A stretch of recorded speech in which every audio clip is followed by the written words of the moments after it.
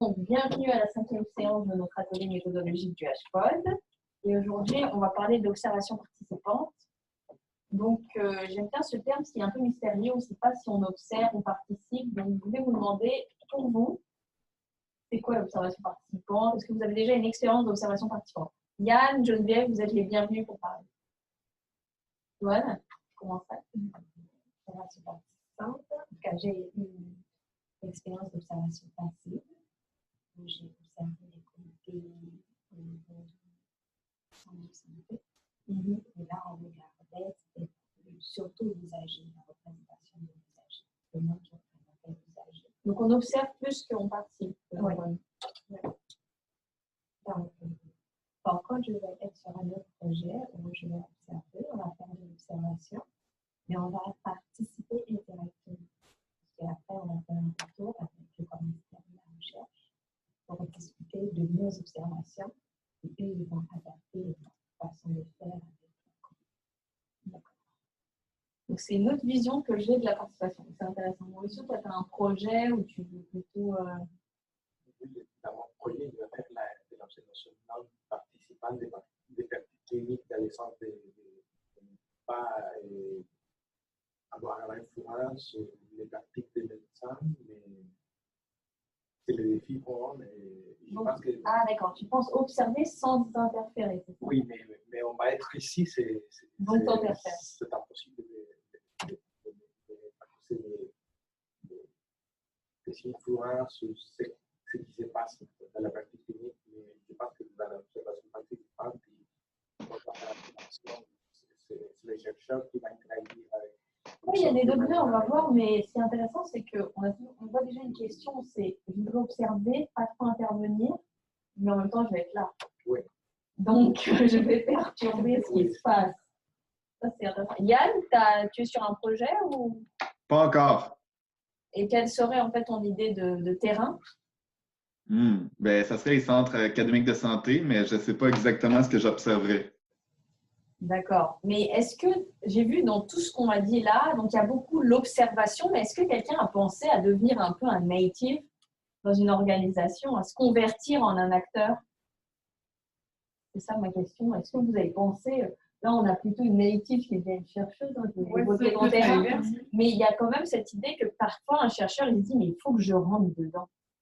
Non, personne n'a pensé à je travaillerais bien avec eux pour comprendre ce qu'ils font. Non? Yann Non, jamais pensé à ça. De faire 3-4 mois en immersion.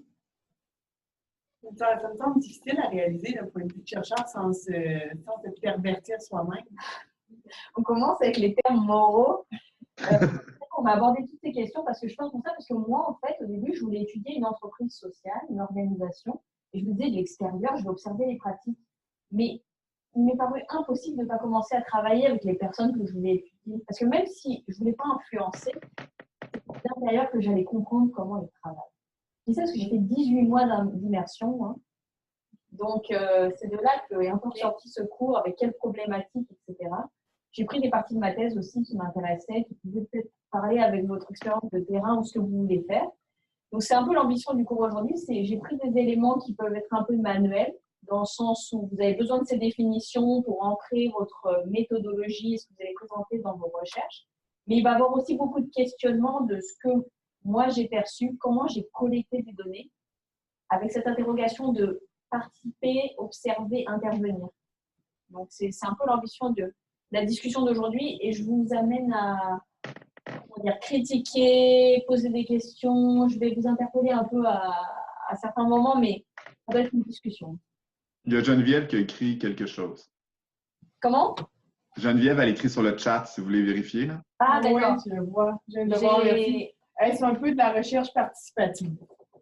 Exactement. En fait, quand on parle d'observation participante, il y a ces deux visions. Et vous allez voir, il y a une gradation dans les écrits théoriques. On va de l'observation externe, périphérique, comme on appelle ça, à la participation qui peut amener vers une conversion du style des chercheurs qui ne sont jamais revenus du terrain. Donc, je pensais que la recherche participative, c'était quand l'objet, l'objet étudié, finalement, ça peut être des personnes, une organisation, était partie prenante dans la détermination de de ta structure de recherche, de ton devis, des outcomes. Ouais, alors là, il y a une autre gradation. Après l'observation participante, il y a la recherche-action participative. Okay. Où là, on mène tout un programme d'investigation conjointement aux acteurs qu'on veut étudier et c'est avec eux qu'on va faire les produits de la recherche. Donc, si elle pose une question, c'est un autre cadre méthodologique, un Geneviève, la recherche-action participative, c'est encore un pas au-delà. C'est-à-dire, là, il y a une action presque, il y a un engagement éthique vis-à-vis des gens qui étudient, ils vont participer à la création des produits de la recherche. Et si elle dit participative dans le sens pas méthodologiquement, conceptuellement défini, oui, c'est intéressant. Il y a un élément participatif. Mais on peut l'aborder, j'ai fait un slide sur la recherche-action participative, figurez-vous, parce que ça m'intéresse pas un élément. Le fait que je sois restée comme 16 mois, que j'ai évolué, j'ai été observatrice, j'ai pu, au fur et à mesure, évoluer pour être comme moins active même. Oui, c'est complètement processé. Après 6 mois, je suppose qu'on ne peut plus être testé par. Non, mais je vais le présenter, je vais vous dire un peu quelle a été ma perspective, même dans le. Parce que je vais vous montrer que l'observation participante, ce n'est pas une méthode, c'est un processus. Donc, on va voir ça ensemble. Mais commençons donc avec le plan de la présentation. Mais comme je vous dis, intervenez quand vous voulez. Et même, je vais le dire, on voit les commentaires par écrit. Donc, quelques éléments de définition et les types d'observation participantes. Donc là, vous allez vous trouver parce que qu'est-ce que vous allez choisir dans votre recherche. Puis après, on va parler de l'observation participante comme processus. Comme je vous ai dit, c'est une démarche. Il n'y a pas un début, une fin, mais en réalité, il y a une entrée et une sortie. Il y a des techniques de l'observation participante. C'est parfois des petites tactiques stratégies qui sont intéressantes pour collecter des données. Et les enjeux. Donc là, les grandes problématiques que se posent les chercheurs sur le terrain ou bien les théoriciens. Donc c'est un peu le plan de la présentation d'aujourd'hui. Donc pour commencer, vous allez voir, j'ai fait un peu des diapositives plus substantielles que je vous enverrai après parce que j'ai mis des références. Et comme je ne peux pas vraiment me rappeler du prénom, du nom, si vous avez un doute par la suite, je pourrais vous les envoyer. Mais là, j'ai mis juste les noms de famille pour aller un peu plus vite avec les dates de publication. Donc, Bogdan et Taylor, c'est un manuel, vous avez vu, ancien, qui est assez classique et qui définit l'observation participante ainsi. Donc, une recherche caractérisée par une période d'interaction sociale intense entre le chercheur et les sujets, dans le milieu de ces derniers. Au cours de cette période, des données sont systématiquement collectées. Donc, pourquoi ça me semble intéressant, cette définition? C'est parce qu'on parle de l'ambition anthropologique, donc du début du XXe siècle, de sortir de cette idée d'étudier la réalité sociale à distance. On appelait ça l'anthropologie en fauteuil. Donc, on faisait de l'anthropologie dans son cabinet de lecture et on étudiait en fait les populations à distance, à travers des récits d'aventuriers, etc. C'était ça l'anthropologie au XIXe siècle, même sous Montaigne. Donc là, on remonte au XVIe siècle. Et puis là, ils se sont dit, maintenant, étudier la réalité sociale, c'est synergie. Donc, c'est rentrer dans la réalité des gens qu'on va étudier. Typiquement, rappelez-vous, les anthropologues comme Malinowski, ils vont chez les triobans, ils essayent un peu d'adopter la culture. C'est cette idée vraiment anthropologique qu'on essaye de répliquer dans le monde d'aujourd'hui où on ne va pas dans une autre culture, mais parfois c'est notre organisation, des gens qu'on ne connaît pas, avec lesquels on n'est pas familier. Donc, pensez, observation participante, il y a quand même un biais vers l'immersion. C'est pour ça que je vous interrogeais sur la participation. On s'intéresse aux rapports sociaux, aux pratiques, aux représentations. Donc, c'est quoi la vision du monde de ces gens-là? De leur point de vue, qu'est-ce qu'ils pensent d'eux? C'est généralement pour cet objectif que vous choisissez l'observation participante. Et donc aussi, il y a cette idée d'accéder des données qui sont difficilement appréhendables de l'extérieur. Donc, bien sûr, il y a de l'observation dans l'observation participante, mais vous allez rester un certain nombre d'heures, parfois de journées avec les gens. Donc, on se dit, vous n'avez pas voulu faire des entrevues ou un questionnaire. Vous voulez accéder à quelque chose auquel vous n'accéderez pas de d'autre manière. Donc, c'est l'idée de 3 objectifs que j'ai trouvé très intéressant dans un article que je vous enverrai, si vous voulez, de IGAS, qui dit que l'observation participante, il y a 3 objectifs. On ne penserait pas trop à ça, en fait. C'est explorer un milieu, bien sûr, produire des données inédites sur ce milieu. Donc, vous allez être un créateur de données.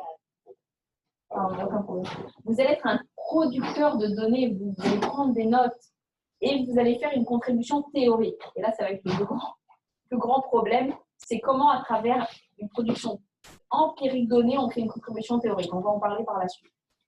Donc ça serait des éléments de définition un peu pas classiques, mais pour positionner un peu le dialogue méthodologique. Alors, quand je vous disais que pendant l'observation participante, il y a une collecte de données continue. Alors, on pense souvent observation participante, bah, je vais observer, je vais créer des notes, je vais prendre des photos, etc.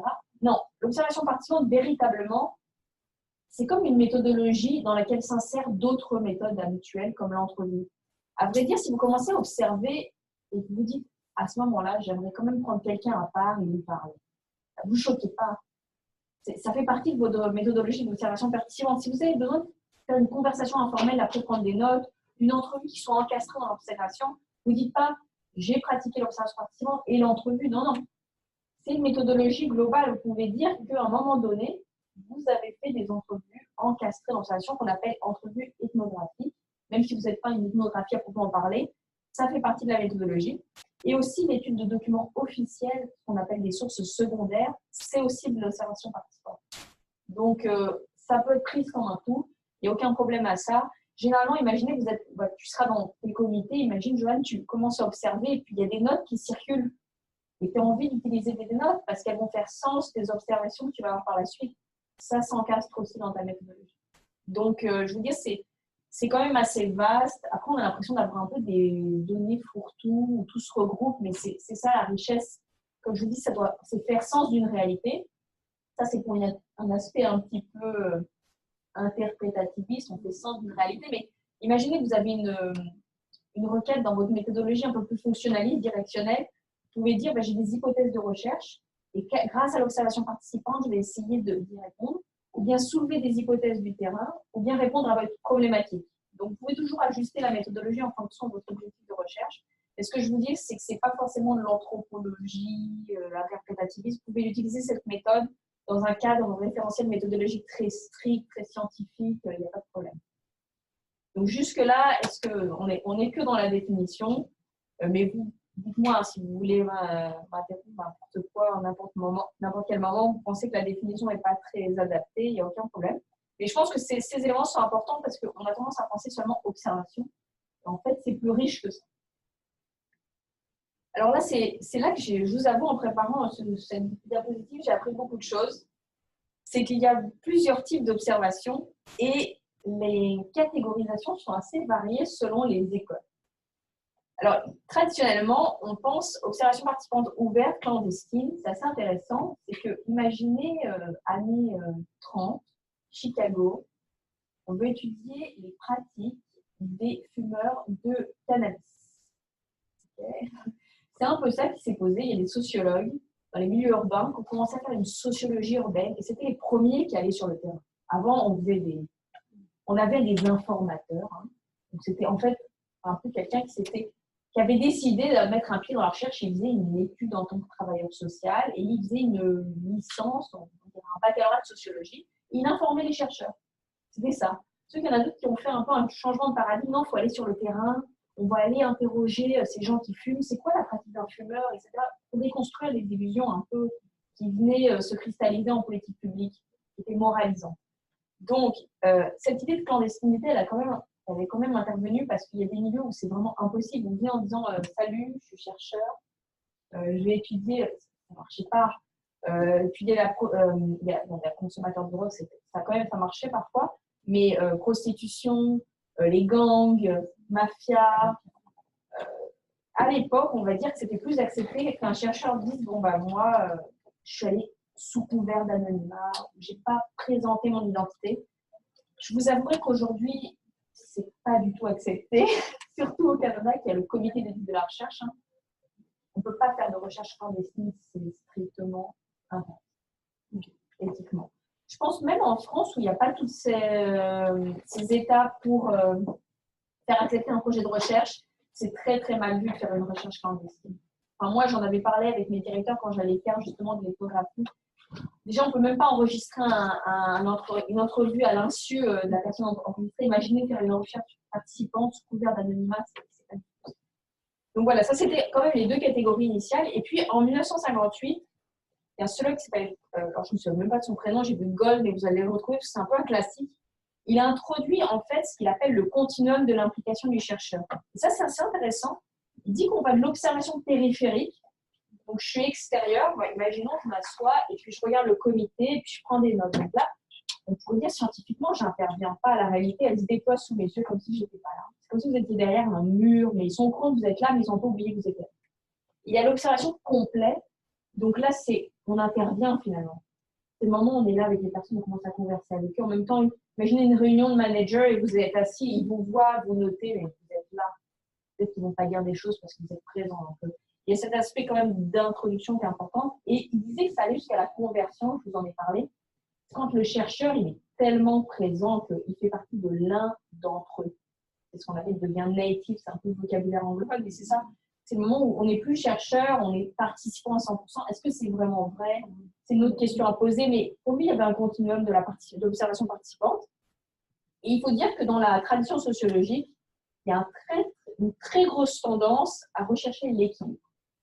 Aujourd'hui, c'est plus du tout comme ça, mais c'était, vous savez, par exemple, j'avais marqué ça, c'était Hughes, donc l'école de sociologie de Chicago, il dit que l'idéal, c'était l'équilibre entre observation et participation. Donc, il fallait trouver le moment où on était là, on avait accès à tout, mais on ne gênait pas. Vous voyez le type de délicate, on va dire, insertion dans le terrain que tout le monde voudrait, ils m'ont oublié. Donc, je les observe comme ils sont naturellement.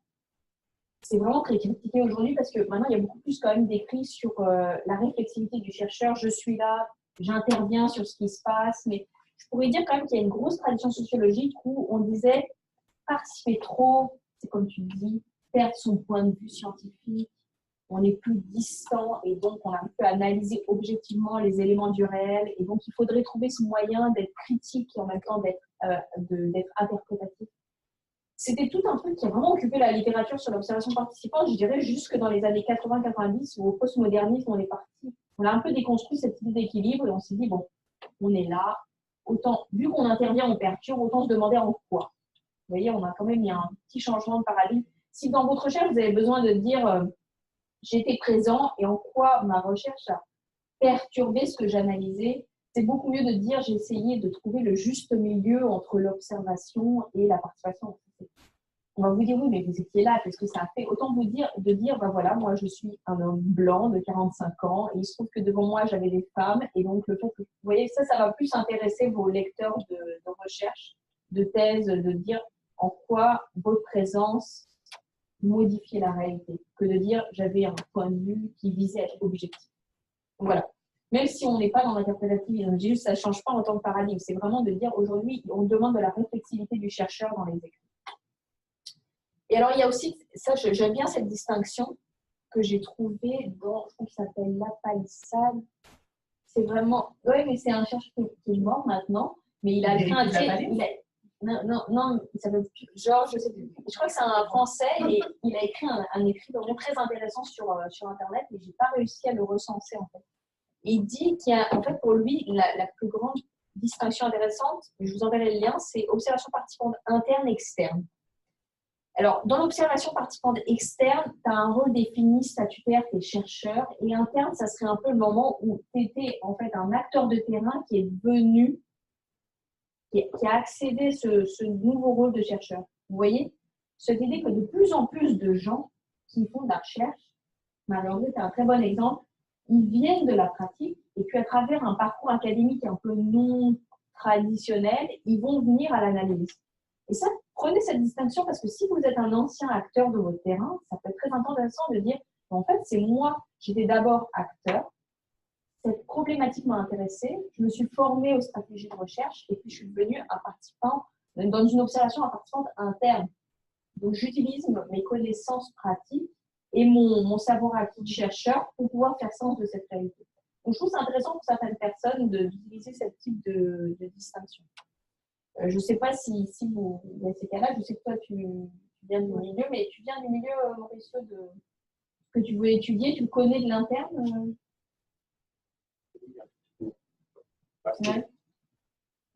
Oui, je réfléchis sur ça parce que comme je suis médecin de famille, je voudrais faire mon terrain dans un groupe de médecins de famille de façon de profiter de connaître la profession et de l'approche des autres. Donc, tu as quand même une connaissance qu'on dirait de native. Oui, quelque chose de connaître le milieu à l'interne. Mais dans mon projet, on avait pensé de faire des entretiens de type ethnographique, de préciser quelques informations, mais on avait pensé de faire à la moitié du terrain, de la dénonciation, de profiter les premières femmes, de s'approcher du terrain, de connaître les dirigeants. Oui, donc, On avait non, mais il y a ça, donc il y a cette idée. d'intuitif pour placer les entretiens lorsqu'on a quelques temps à passer pour connaître mieux les gens. Mais c'est intéressant parce que parfois, les gens, ils utilisent les entrevues comme une porte d'entrée vers l'observation participante. Et c'est intéressant ce que tu dis parce que parfois, observer, après, on a des questions beaucoup plus raffinées sur les entrevues qu'on va faire par la suite. Donc, je ne voyais pas ça comme ça parce que je vais parler après des stratégies d'entrée sur le terrain, mais parfois, c'est des entrevues. On demande à quelqu'un, ah oui, ça serait possible de passer quelques mois avec vous ou quelques jours, etc. Donc là, juste pour rebondir sur la suite, moi, je vois l'observation participante comme un processus. Parce que même si ça va durer une semaine, un mois ou plusieurs mois, vous allez voir, on s'en rend compte, il y a un moment, il faut qu'on accède, qu'on ait une porte d'entrée, puis à la fin, on sort. Et selon le temps que vous allez passer sur le terrain, il y a une négociation à opérer. Parfois, les gens ont des attentes vis-à-vis de vous. Ce n'est pas vous qui êtes toujours en position de demandeur, je voudrais des informations de votre part. C'est à la fin, vous allez être tellement important dans l'organisation, parfois, il va falloir négocier votre sortie. Ça a été une cas. Je vais vous raconter quelques anecdotes de mon expérience pour vous faire rire, mais je pense que l'entrée, c'est très difficile, vraiment, parce qu'on peut parfois vous simuler comme si vous accédiez à un corridor et jamais à l'intérieur d'un appartement.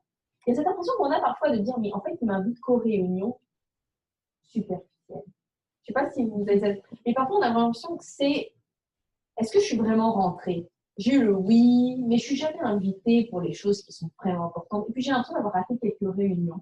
De manquer le rythme. Voilà, on manque un peu, en ce moment, ce que j'appelle, c'est backstage. On a l'impression qu'on est vraiment encore spectateur, on est invité, mais on se rend compte que ça a déjà été décidé en amont. Donc, pour éviter ça, je trouve que c'est important de voir que l'entrée est difficile. Et j'adore cette citation, je l'avais même utilisée dans ma thèse. C'est Van Manen et Kolb. Ils ont fait tout un article sur l'entrée. Et eux, c'est des terrains assez difficiles, hein, la police, Donc, Van Manen, c'est un très grand ethnographe qui a écrit des livres vraiment majestueux sur la manière d'écrire une ethnographie, des styles différents. Si vous voulez un auteur et vous voulez plonger un peu dans qu'est-ce que c'est écrire une observation participante de plusieurs mois, c'est vraiment une bible. Je pense qu'il est hollandais par son nom. Ses livres sont très bons. Et ils disent, la plupart des chercheurs s'entendraient sur ce point, l'accès à la plupart des terrains n'est pas une chose à prendre à la légère. Elle implique un mélange de planification stratégique, de travail acharné et de pure chance. Et pourquoi j'avais pris cette citation pour mon cas? Parce que les trois s'appliquent.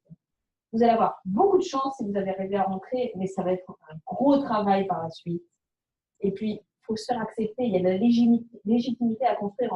Même si vous voulez seulement observer, pour que devant vous, il se passe des choses qui soient significatives et pas seulement un semblant de choses observées, il va falloir convaincre les gens que vous allez leur apporter quelque chose. Ces observations, je veux dire, la recherche en soi, pour eux, il faut que ça ait un sens. Qu'ils sentent que, voilà, il y a un chercheur parmi nous, parce qu'on fait des choses qui ont significativement du sens. Moi, quand je dis négocier son entrée, c'est parce qu'il y a des stratégies que vous pouvez utiliser pour rentrer. Donc, là, c'est vrai que je n'ai pas encore, en vous interrogeant un petit peu autour de la table, je ne sais pas si vous voulez vraiment passer quelques jours, quelques mois, quelque part. Mais imaginez que vous faites des entrevues et que vous dites, je passerai bien quand même 2 jours par semaine chez eux, à travailler, pendant 6 mois. C'est possible, dans un projet de recherche. Par exemple, Yann, je pense au centre académique, si tu veux voir comment fonctionne cette association entre recherche et application en pratique, imagine, tu te dis, bah, dans ma thèse, il y aura 2 jours à travailler dans ce centre clinique, etc. Il y a trois méthodes qui sont présentées, c'est les gatekeepers, donc c'est un peu les gardiens d'un terrain. Donc imaginez que c'est des milieux assez fermés et vous avez besoin d'avoir un peu accès à ce qu'on appellerait, je ne sais pas si ça se dit ici, au grand Manitou. Donc la personne qui a vraiment un pouvoir décisionnel dans l'organisation. Ça, c'est difficile, mais c'est possible. Il y a les contacts avec les acteurs locaux, donc vous êtes recommandé à quelqu'un qui travaille en pratique. Et puis, il y a ce dont on parle très peu et on ne le lit jamais dans les thèses, les relations personnelles. Votre réseau, mais il est central. Et ce que je veux vous dire, c'est qu'il y a des auteurs, des chercheurs qui, dans leur thèse ou bien dans un article, l'assument. Ils disent, je connaissais X, Y, et c'est lui qui m'a permis d'entrer. Enfin, je sais pas, une honte. Généralement, les terrains les plus intéressants, on y accède parce qu'on connaît, parce qu'on a un certain capital social, parce que notre époux connaît l'époux du directeur de l'hôpital. Enfin, n'ayez pas honte à le dire. Moi, j'ai lu là pas mal d'exemples en faisant cette diapositive où des recherches très connues commencent par il se trouve que mon mari connaissait Marie Le Pen. Donc, tout ça pour dire, ça fait partie, c'est accepté par, on va dire, les canons ou les manuels de la recherche qu'on peut avoir accès à son propre réseau personnel pour rentrer. Et quand je dis que, en fait, l'entrée sur le terrain, c'est un processus qui est intéressant en soi, parce que je ne sais pas quel type de travaux de recherche vous vouliez construire par la suite, mais moi, on m'avait demandé dans ma thèse d'expliquer tout ce processus d'entrée. Donc, dans un article, c'est vrai qu'on ne va pas se le permettre. Je veux dire, parfois, on n'a pas la place. Mais si vous faites une thèse, expliquez bien comment vous êtes rentré sur le terrain. Ça peut être très intéressant pour les gens qui vont vous lire et ils vont après vous interroger sur dans quelle capacité réflexive vous avez pu monter à partir de ça. Parce que si vous connaissiez déjà les gens, en quoi ça a un peu influencé la manière dont vous vous êtes comporté avec eux par la suite. Donc, je ne sais pas, moi, si je faisais une thèse à nouveau sur un milieu clinique, par exemple, je dirais quand même dans un paragraphe ou deux en quoi ça a influencé ma vision des choses et la manière dont je suis rentrée sur ce terrain-là où j'ai accédé à la parole des acteurs. Là, si vous voyez, donc là, on rentre dans le processus, on est à la justification sur le terrain. Donc, je vous disais, il faut, après être rentré sur le terrain, acquérir une position légitime. On dit toujours qu'il faut gagner la confiance des gens. Donc, on est d'accord. Comment dire? Gagner la confiance des gens, c'est facile à dire, c'est toujours assez écrit théoriquement comme ça. Il faut qu'ils nous fassent confiance, comme dans les entrevues, j'en ai parlé la dernière fois. C'est pas forcément gagné et c'est surtout comment on y accède, comment on construit ça. Si vous allez rester 2 jours par semaine dans l'organisation, vous allez beaucoup sortir, ça peut être difficile pour les autres personnes de vous considérer comme quelqu'un de familier, comme un collègue, comme un partenaire, etc. Donc, je vais vous donner quelques astuces, mais je vais vous dire pourquoi se construire un certain rôle dans l'organisation dans laquelle vous allez rentrer, au-delà du rôle de chercheur, observateur, participant extérieur, ça peut être utile. Moi, quand je suis rentrée sur le terrain, franchement, je me sentais hyper inutile, accessoire. J'étais dans une petite entreprise sociale et je me disais, quand je participais aux réunions, je me disais, mais je ne vais pas rester là quand même, à les observer. Je sentais que ça les mettait un peu mal à l'aise. Il est possible que vous sentiez ça, vous asseyez à la table, vous commencez à écrire des choses et si vous rentrez dans un milieu où les gens ne prennent pas beaucoup de notes, typiquement pas une réunion managériale, d'accord ? Un truc où les gens ont tendance plutôt à parler, à échanger, où il y a un processus démocratique qui s'opère et c'est ça qui les intéresse. Si vous prenez des tonnes de notes, ils vont se dire, c'est un espion. Vraiment, qu'est-ce qu'il fait, qu'est-ce qu'elle fait là? Elle prend trop de notes. Donc, ce truc de se construire un rôle en disant, non, je suis ici parce que je suis votre secrétaire, je vais faire le compte-rendu de la réunion. Moi, ça a été ma première stratégie. Non, je prends des notes parce qu'en fait, je vais vous faire un compte-rendu à la fin. Vous imaginez à la réponse des gens, mais c'est génial. J'ai un bénévole, là, il fait des comptes-rendus de réunion, des minutes, je sais pas comment dire en anglais. C'est formidable. Donc, c'est un premier rôle que vous pouvez construire en disant, non, je prends des notes parce qu'après, je vous envoie tout. Et je vais vous dire, en fait, vous prenez des notes un peu pour vous aussi, mais vous dites, à la fin, vous pouvez produire un compte-rendu et dire, voilà ce qui s'est passé dans votre réunion, ça peut vous aider. Je dis juste ça, parce que même si vous avez décidé d'être observateur extérieur, non intervenant, ça va créer un espèce de soulagement chez les gens. Surtout si votre ordinateur est le seul sur la table. Ça peut arriver. Moi c'était des organismes très sociaux, donc avec beaucoup de contacts, des rires, des choses informelles. Et pareil avec ton PC, je me rappelle tout de suite les gens, mais après ils commençaient à m'appeler la fille avec l'ordinateur bleu. C'était mon premier surnom pour les gens qui ne me connaissaient pas. Donc ça vous dit à quel point ils pensaient vraiment que je prenais vraiment des notes. Puis après c'est devenu l'espion française. Donc j'avais des petits surnoms avant d'arriver à une position légitime. Vous risquez vraiment d'être appelé comme ça si on vous associe à la personne qui prend des notes et qui espionne. Donc, l'idéal, c'est de faire oublier aux gens que vous êtes là. C'est faisable après, je dirais, plusieurs mois. Et là, vous êtes devenu tellement utile qu'ils vont vous proposer un poste. Moi, ça m'est arrivé quand je suis partie après 16 mois, je leur ai dit, voilà, ça y est, j'ai fini ma thèse. Ils m'ont dit, mais tu ne veux pas travailler pour nous? Non, c'est pas possible. C'est vous dire à quel point ils avaient oublié que je venais pour faire une thèse. Ils disaient bien, elle aime bien. Finalement, elle aime bien ce qu'on fait. Elle ne veut pas travailler avec nous. Non. ça va, c'était pas mon truc. Mais ça avait marché, quoi. Je sentais que ça avait marché, l'illusion de la participation. Donc, pour vous donner un petit peu une vision concrète de ce que c'est endosser un rôle. Moi, j'ai fait ce tableau pour ma thèse. J'avais un peu, là, c'est un truc que j'avais un peu résumé pour la présenter à une petite conférence. Mais pour vous montrer que vous pouvez montrer les rôles que vous occupez, les avantages et les inconvénients de ce type de rôle. Et ça montre à quel point vous avez une certaine réflexivité sur votre participation d'acteur. Donc, et en tant que chercheur aussi. Donc moi, je vous dis, le premier rôle que j'avais ça, secrétaire attentive. Donc, je prenais des notes, etc. Donc, ça, c'est génial pour accéder aux réunions stratégiques, mais en même temps, vous êtes tellement concentré sur la prise de notes que parfois observer, avoir ce regard un peu distancié sur les acteurs, c'est difficile. On m'avait demandé de faire un rapport d'analyse socio-environnementale de l'organisation. Je vous avoue, j'ai détesté faire ce genre de choses, mais ça m'a aidé. Parce que quand je leur disais, j'aimerais bien avoir accès à cette personne-là, qui est votre collègue, sans eux, ils me disaient, mais pourquoi? Je dis, c'est pour votre rapport. J'ai besoin d'analyser auprès de vos partenaires quels sont les effets de vos pratiques, etc. Donc, je vous donne des petits exemples comme ça, mais c'est toujours bien de se dire, j'ai un rôle ici, je ne suis pas quand même inutile. Ça, c'est une perspective d'ethnographe. Hein. C'est qu'on veut devenir un membre de l'organisation, mais je pense que ça s'applique vraiment partout. Et puis après, comme j'avais des capacités de gestionnaire de réseaux sociaux, on va dire, je leur ai proposé de prendre en charge leur réseau Facebook, des trucs comme ça. Et ça faisait quoi? C'est qu'à chaque fois, je devais aller à tous les événements. Je leur disais, invitez-moi partout, je dois faire des comptes rendus et prendre des photos. Vous voyez ce que je veux dire? Donc, vous pouvez faire aussi, si vous voyez qu'il y a des membres dans l'organisation, ils ont besoin de quelqu'un qui prenne des photos à un événement, venez, prenez un appareil photo. Faites de la collecte de données et en même temps, vous les aidez quelque part. Donc, ça, c'est toujours pour, on va dire, cette idée d'occuper un rôle.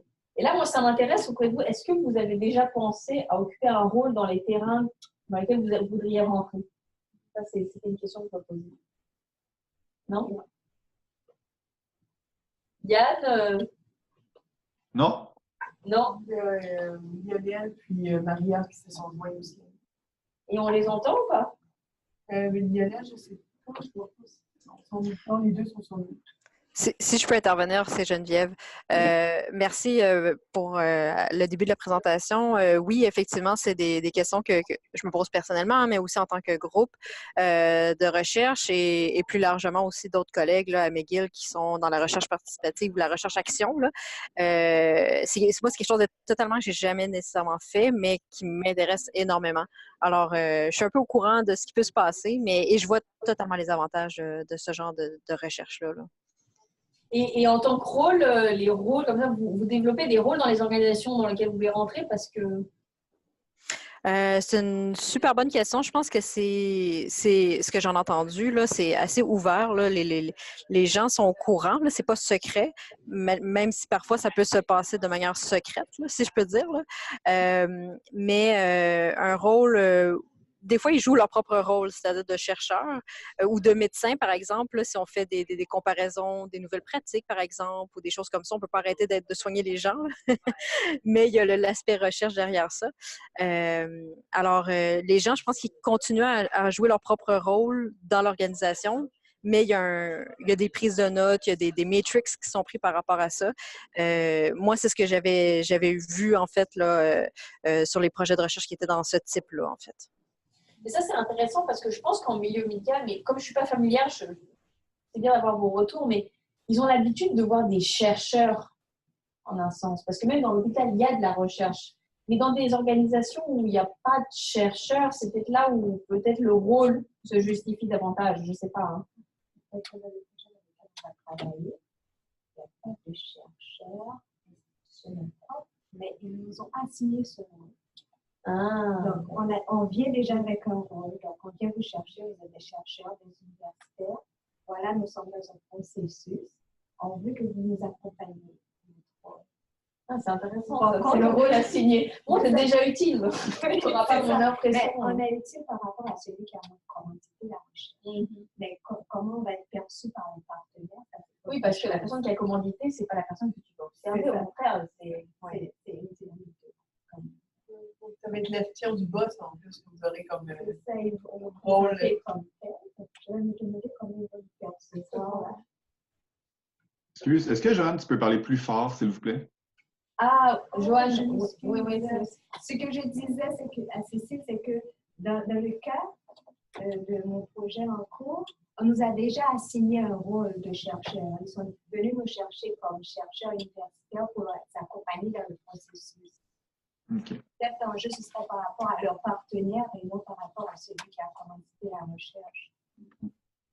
Non, ça c'est intéressant. Je ne connais pas ce genre de cas, mais ça va être délicat, je pense. Parce que, en fait, ça veut dire que les gens que tu vas observer, ils ont déjà dans l'idée que tu es envoyé par d'autres personnes. Moi, ça m'est arrivé aussi que j'arrivais sur un terrain et comme je devenais membre de l'organisation, ils me disaient, mais en fait, toi, tu es de l'entreprise X. Et je disais, bah non. En fait, je viens en tant que chercheur, tu peux me dire des choses que je ne vais pas rapporter. Donc, il y a aussi cette problématique, c'est qu'on va te mettre dans une case. Ça, c'est intéressant aussi. Mais juste pour enchaîner, hein, il y a quelque chose qui m'a beaucoup intéressée. Je ne sais pas si vous avez cette impression-là, mais il y a un moment où on se rend compte, quand on est dans une organisation, que ça s'ouvre. Je sais pas, c'est très, très subjectif. Et parfois, c'est a posteriori qu'on se rend compte qu'il y a eu ce moment-là où, et je l'ai découvert en lisant après, parce que ça m'est arrivé, je me suis dit, mais j'ai l'impression que d'un seul coup, ça y est, je ne suis plus espion. Enfin, on a confiance en moi, on m'invite à des choses, on me laisse faire des choses. Et c'est Brian Moran qui a écrit, justement, dans un très, très beau chapitre que vous employez sur l'ethnographie organisationnelle, qu'il appelle ça une rupture heureuse. C'est un moment où on sort de ce que je vous disais, de la position de spectateur à celui du backstage. On a l'impression qu'on accède dans les coulisses, on est invité à des réunions, les gens commencent à sortir des interjections, des critiques. On dit, ah, il se passe quelque chose, hein, j'ai enfin un matériau qui m'intéresse, mais c'est très subjectif. Et je pense que ce moment, il est important à documenter dans votre recherche. Si vous avez l'impression qu'au bout de certaines semaines, vous accédez à un matériau qui est plus riche, plus étoffé, ça serait intéressant de le dire à quel moment. Notez-le dans votre journal, dans un journal de terrain, même d'une équipe, parce que je pense que c'est le moment où des questions nouvelles vont surgir et d'autres enjeux, dont notamment la perspective critique. Parce que plus on rentre dans un terrain, on a accès à… typiquement, moi, c'était des entrepreneurs sociaux qui commençaient à critiquer leurs bénéficiaires en disant « Ah, elle est quand même un peu feignante, cette couturière », juste comme ça, qu'on ne dit pas à tout le monde. Et je me disais, c'est très intéressant, ça y est, enfin, j'ai accès à un matériau, mais il ne faut pas que je mêle mes points de vue avec ceux des autres acteurs. Vous voyez ce que je veux dire? L'empathie ne doit pas être si grande que vous perdez votre esprit critique et votre distance. Donc, quand cette rupture heureuse arrive, il y a d'autres enjeux, de la distanciation notamment, qui surviennent. Donc, je parle rapidement parce que je voulais présenter l'observation participante comme un processus pour arriver, je vais plutôt aller là, à la sortie. Donc, la sortie, on n'en parle jamais. Je ne sais pas si vous avez déjà lu sur la sortie du terrain, mais moi, quand je lisais un manuel sur l'observation participante, et là, la sortie, en fait, c'est n'importe quand. C'est-à-dire, si vous étudiez un département, un pan de l'organisation, n'importe quoi, un événement, il faut expliquer qu'on part, qu'on sort, il faut parler des retours de la recherche. Généralement, vous allez avoir besoin de revenir. Je ne sais pas si ça vous est déjà arrivé de dire j'étais sortie, j'ai analysé, mais j'aimerais bien retourner, j'aimerais bien faire des entrevues à nouveau. Donc, c'est pour ça que je vous dis pensez à la sortie avant la sortie. D'accord? Donc, il y a une expression qui dit qu'il faut réussir sa sortie d'un point de vue à la fois personnel et professionnel parce qu'il faut clore la phase d'immersion en se permettant un retour futur. Et le retour futur, il est essentiel pour vérifier des données, pour ces questions d'incomplétude dont je vous ai parlé. Et là, moi, je présenterai quelques stratégies que moi, j'ai développées parce que, je vous parlais, la situation, elle est extrême dans un sens, c'est 18 mois où les gens oublient que vous êtes venus les observer. C'est problématique. Il y a des attentes à la fin. Vous avez créé tellement de rôles que à la fin, quand vous sortez, les gens perdent des choses. Typiquement, je faisais leur blog. Quand je suis sortie, il est mort. D'accord? Je prenais des photos. Quand je suis sortie, il n'y avait plus de photos. Donc, vous imaginez, si vous avez créé des rôles, ça veut dire que vous créez des attentes et puis vous créez des vides futurs. Si vous ne trouvez pas personne, surtout que moi, j'étais bénévole dans une entreprise sociale, ça veut dire qu'il n'y avait pas l'argent pour me remplacer. Donc ça, c'est un cas extrême. Mais prenez toujours un cas extrême pour vous dire, en fait, moi, je vais arriver quelque part, je vais peut-être proposer des comptes rendus des réunions, quand je partirai, il n'y en aura plus. Donc, il faut prévenir, anticiper, dire, pas rappeler sans cesse son rôle de chercheur. Non, mais je suis là, mais moi, en février, je peux pas, hein, les amis. Non, ça, c'est pas très, très fin ni subtil, mais on pourrait dire que quelques jour avant, mois avant, parler déjà des comptes rendus, de la co-construction des résultats. Je pense à Geneviève qui fait de la recherche participative. Là, on va travailler avec les acteurs pour produire des choses à la fin. Donc, il faut quand même négocier le moment où on arrête l'immersion et on va produire. Pensez que vous allez peut-être demander aux acteurs, et je sais que moi, dans la recherche que j'ai faite, c'était indispensable de présenter les premiers résultats de la recherche. Je ne sais pas quelle thèse vous allez faire, mais c'est très apprécié de dire, en conclusion de thèse, j'ai présenté une version de mon manuscrit ou de mes recherches aux personnes, qu'est-ce qu'elles en ont pensé, et ce qu'elles en ont pensé va faire partie de vos résultats de recherche. Ça, c'est très apprécié. Aujourd'hui, je sais, dans certains milieux, par exemple en sciences de gestion, après, je ne sais pas très bien dans le milieu des services de santé, etc., je ne veux pas m'avancer, mais de dire que vous avez présenté les résultats, ils ont été analysés, et qu'à partir des retours que vous avez obtenus, vous avez fait une deuxième analyse, c'est extrêmement riche. C'est ça qui fait vraiment un bon travail de recherche.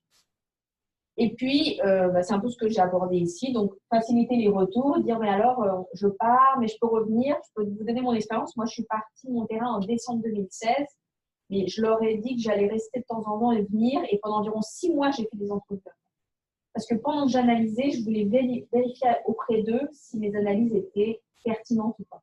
Ça, c'est bien parce que ça nous évite de dire n'importe quoi, de sortir, d'analyser tout et de dire, bah, ça y est, moi, grand chercheur, j'ai cette vision surplombante sur la réalité sociale. Non, vous confrontez vos analyses. Parfois, c'est vraiment…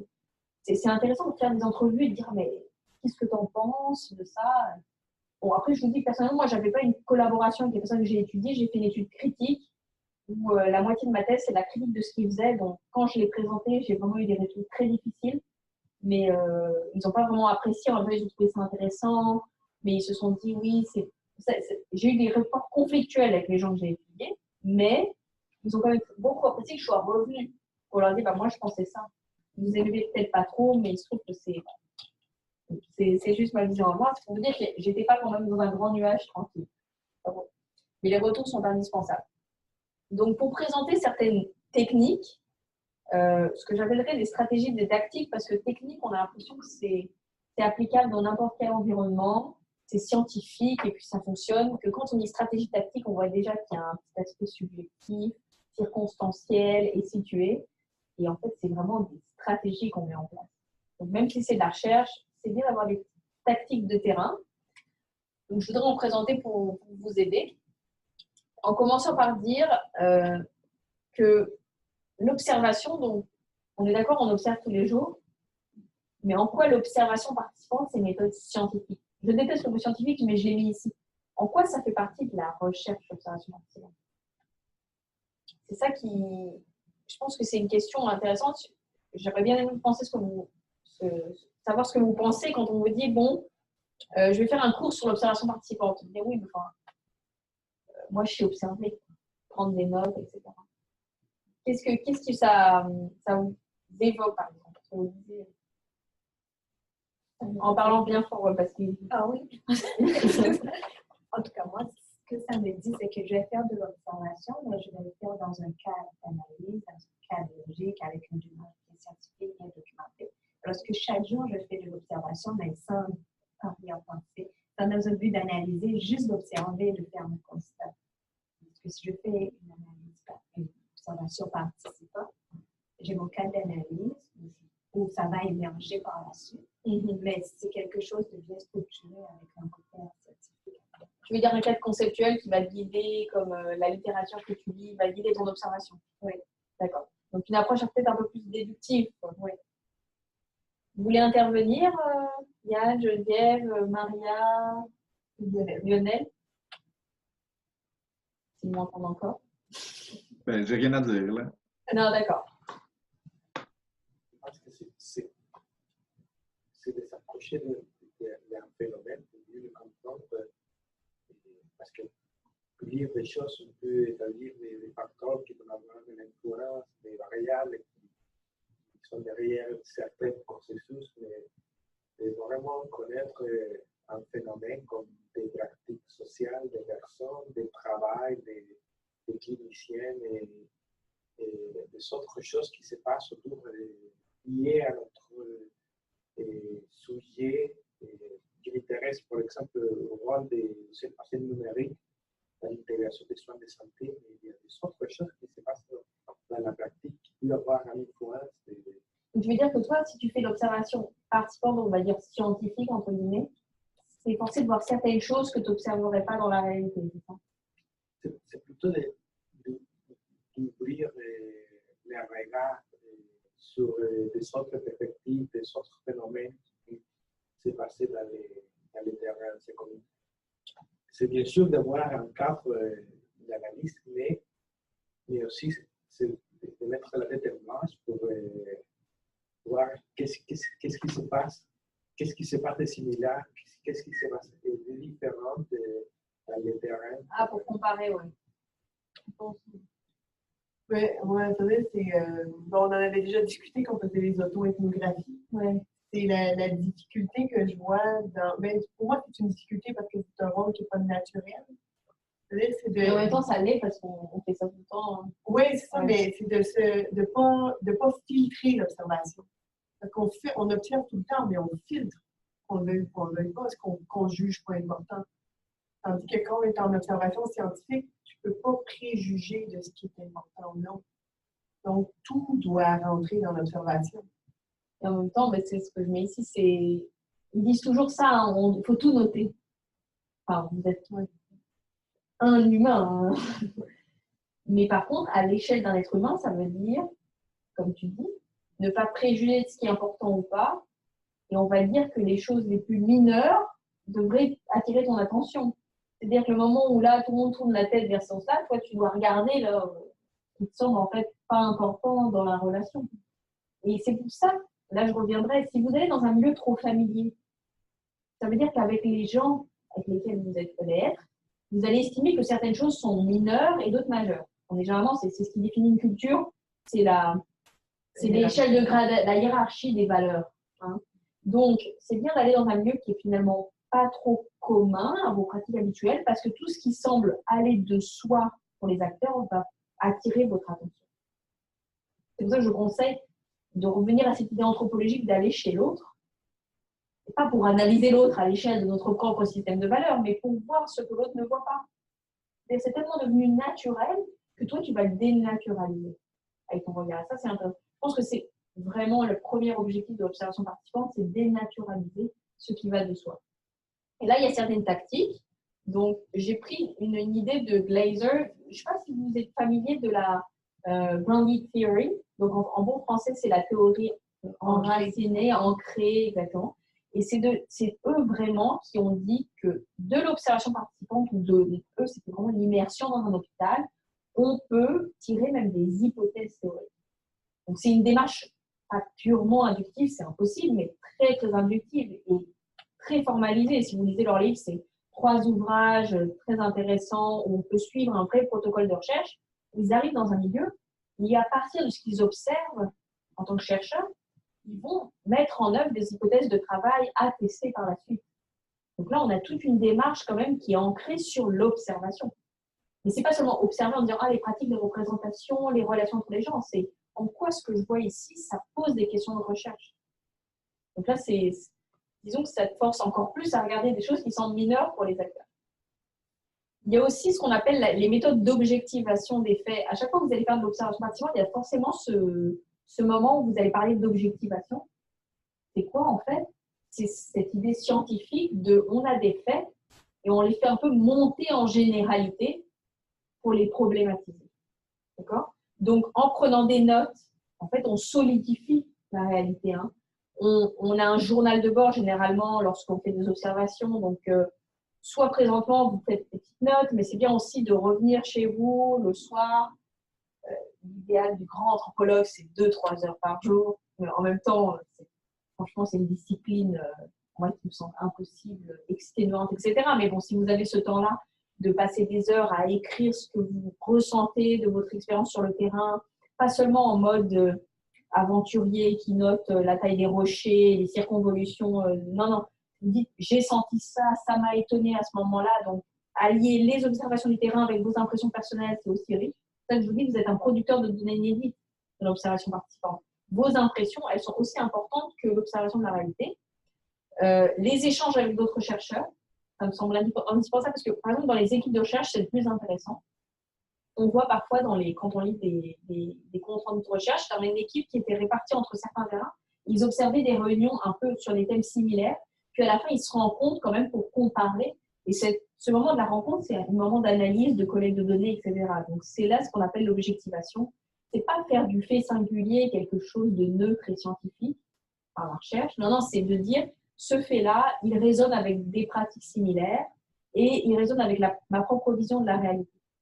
C'est pour ça qu'il y a Bourdieu, un sociologue français assez connu, qui dit, en fait, il y a aussi une objectivation personnelle qui s'opère dans l'observation participante. Parce que moi, en tant que chercheur, je vais devoir dire qui je suis. Donc, c'est bien de se dire, ça c'est un trop anthropologique, mais qui suis-je dans ce milieu? Je vous disais, un homme, 45 ans, avec cette expérience-là, etc. Ça va un peu vous permettre de vous dire, oui, moi aussi, je peux m'objectiver et me dire, je viens avec cette vision-là sur le terrain. Une chose qui n'est pas trop mise en avant dans les manuels classiques type années 70-80, mais qui maintenant est très acceptée dans l'observation participante, vous pouvez prolonger votre regard d'observateur par des outils donc numériques, donc photographie, caméra. Moi, je pense que c'est indispensable. Même si après, vous n'en faites pas le compte-rendu dans votre recherche ou vous présentez des photographies, ça va être vraiment très utile pour analyser un phénomène. Je ne vous dis pas de mettre une caméra et de dire hey, les gars, vous êtes filmés maintenant. Donc ça, c'est difficile. Là, pour le coup, l'aspect intrusif de la recherche, il est évident. Mais si vous voulez vraiment observer un milieu, prenez des photographies, ça va vous servir énormément. Puis, si vous êtes très intéressé par l'analyse de données visuelles, moi, c'est ce que j'ai fait dans ma thèse, il y a plein de photos que j'ai analysées. Il y a beaucoup d'ouvrages aujourd'hui qui sont très intéressants sur utiliser les données visuelles dans une recherche. Donc, comment on analyse des photographies, comment on les utilise comme matériaux de recherche en conjonction avec vos notes, c'est de plus en plus accepté. Hein. De pas seulement mettre, voilà, je vais illustrer.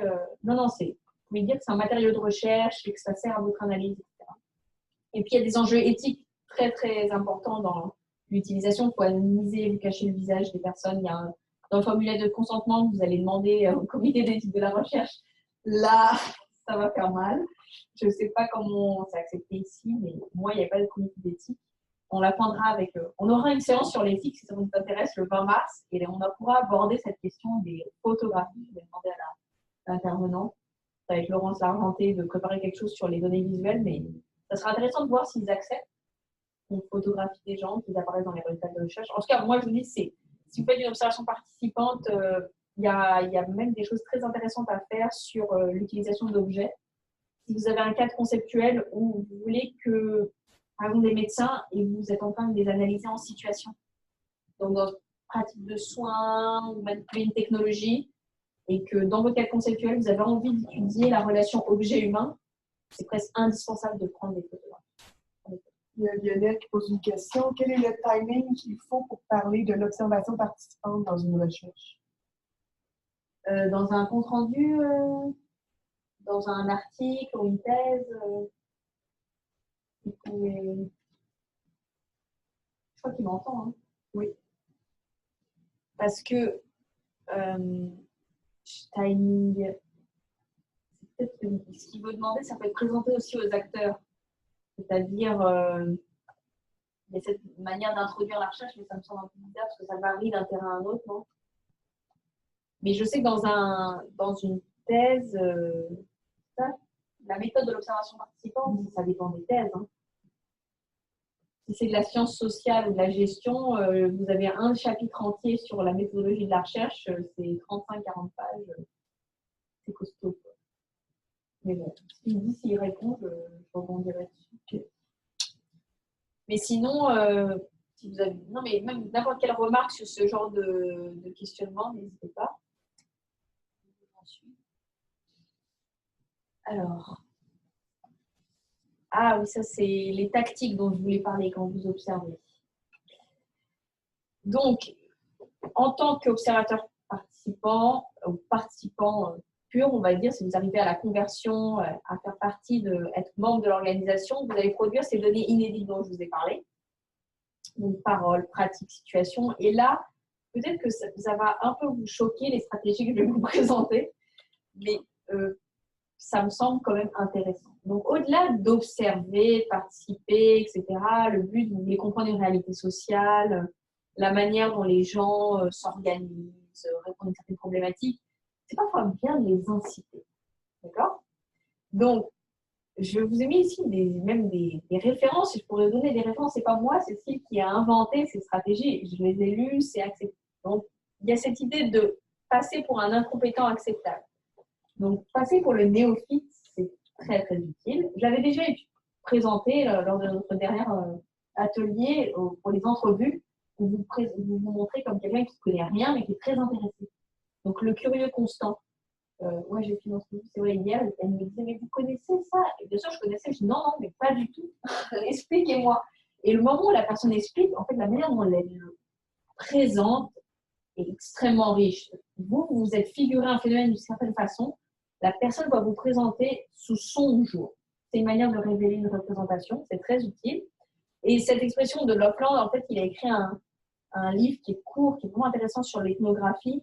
Et il appelle ça... je l'ai traduit, donc je ne vais pas m'aventurer dans la traduction en anglais, mais c'est l'incompétent acceptable, c'est-à-dire que vous êtes incompétent, mais en même temps, vous êtes qualifié pour comprendre l'explication de la personne. C'est mesuré, mais c'est une belle expression pour inciter les gens à parler. Il y a autre chose.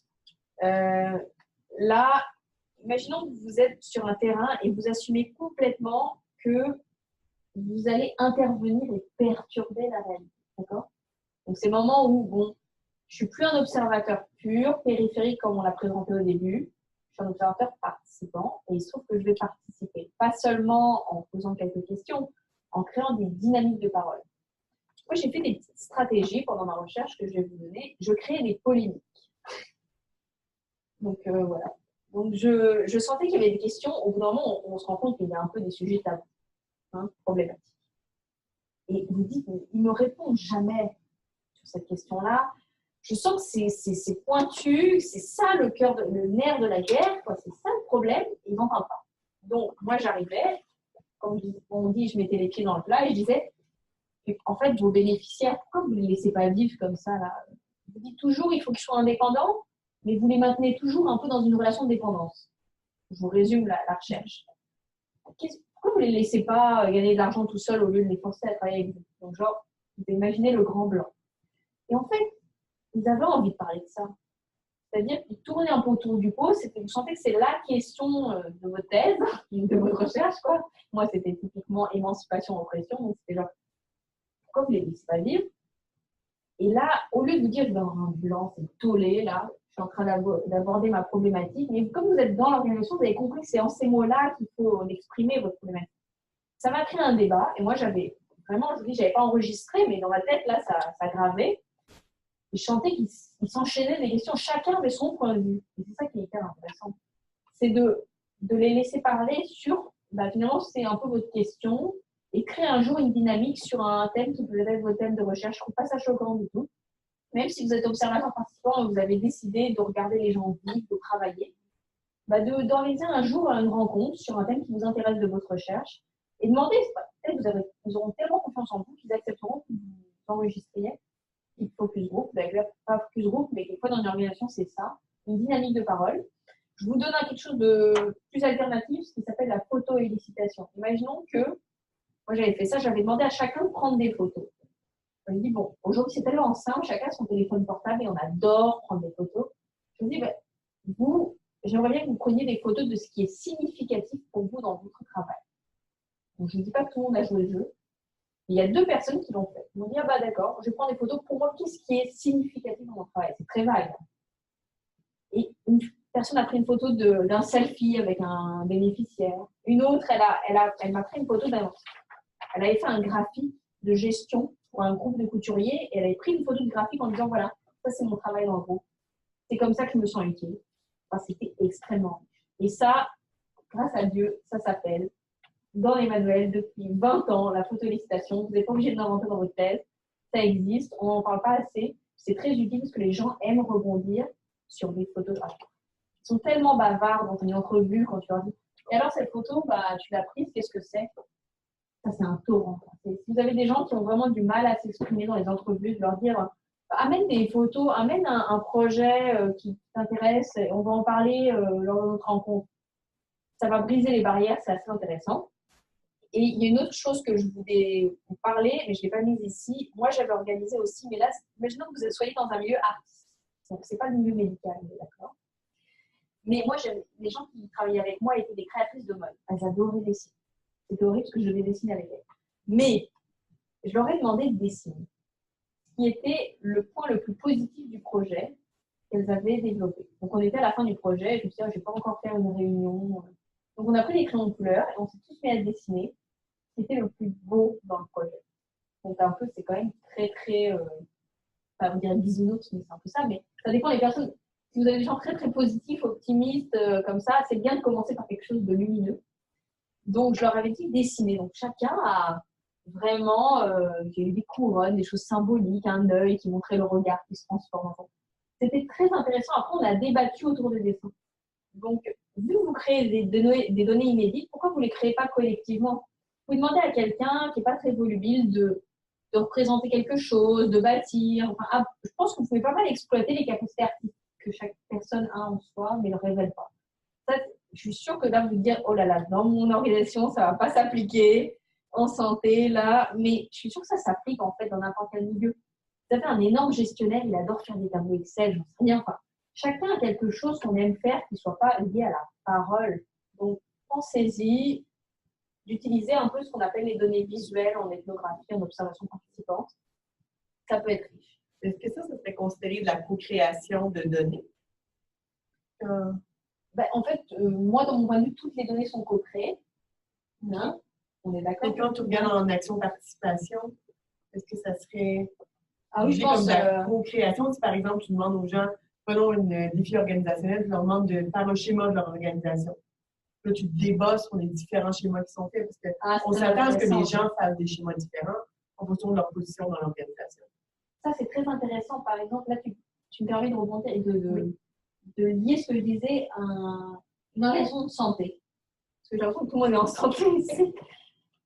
Exactement. Tu travailles sur la collaboration interprofessionnelle et tu te dis, c'est un concept que je gère bien. Mais j'ai l'impression qu'on ne s'entend pas tous sur sa signification. Typiquement, collaboration interprofessionnelle, il n'y a rien de plus pluraliste, pluriel, etc. Demande à chacun de dire, pour vous, c'est quoi la collaboration professionnelle? Faites-moi un schéma.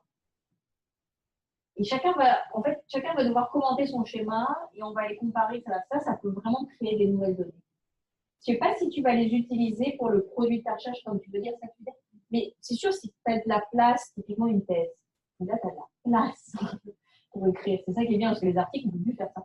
Mais une thèse, tu as de la place pour écrire. Tu peux dire, voilà, lors d'une séance, j'ai créé cette dynamique, tu reproduis les schémas et de quelle est l'analyse qui est née de la confrontation de ces schémas et en quoi ça a changé ta définition de la collaboration professionnelle dans l'organisation.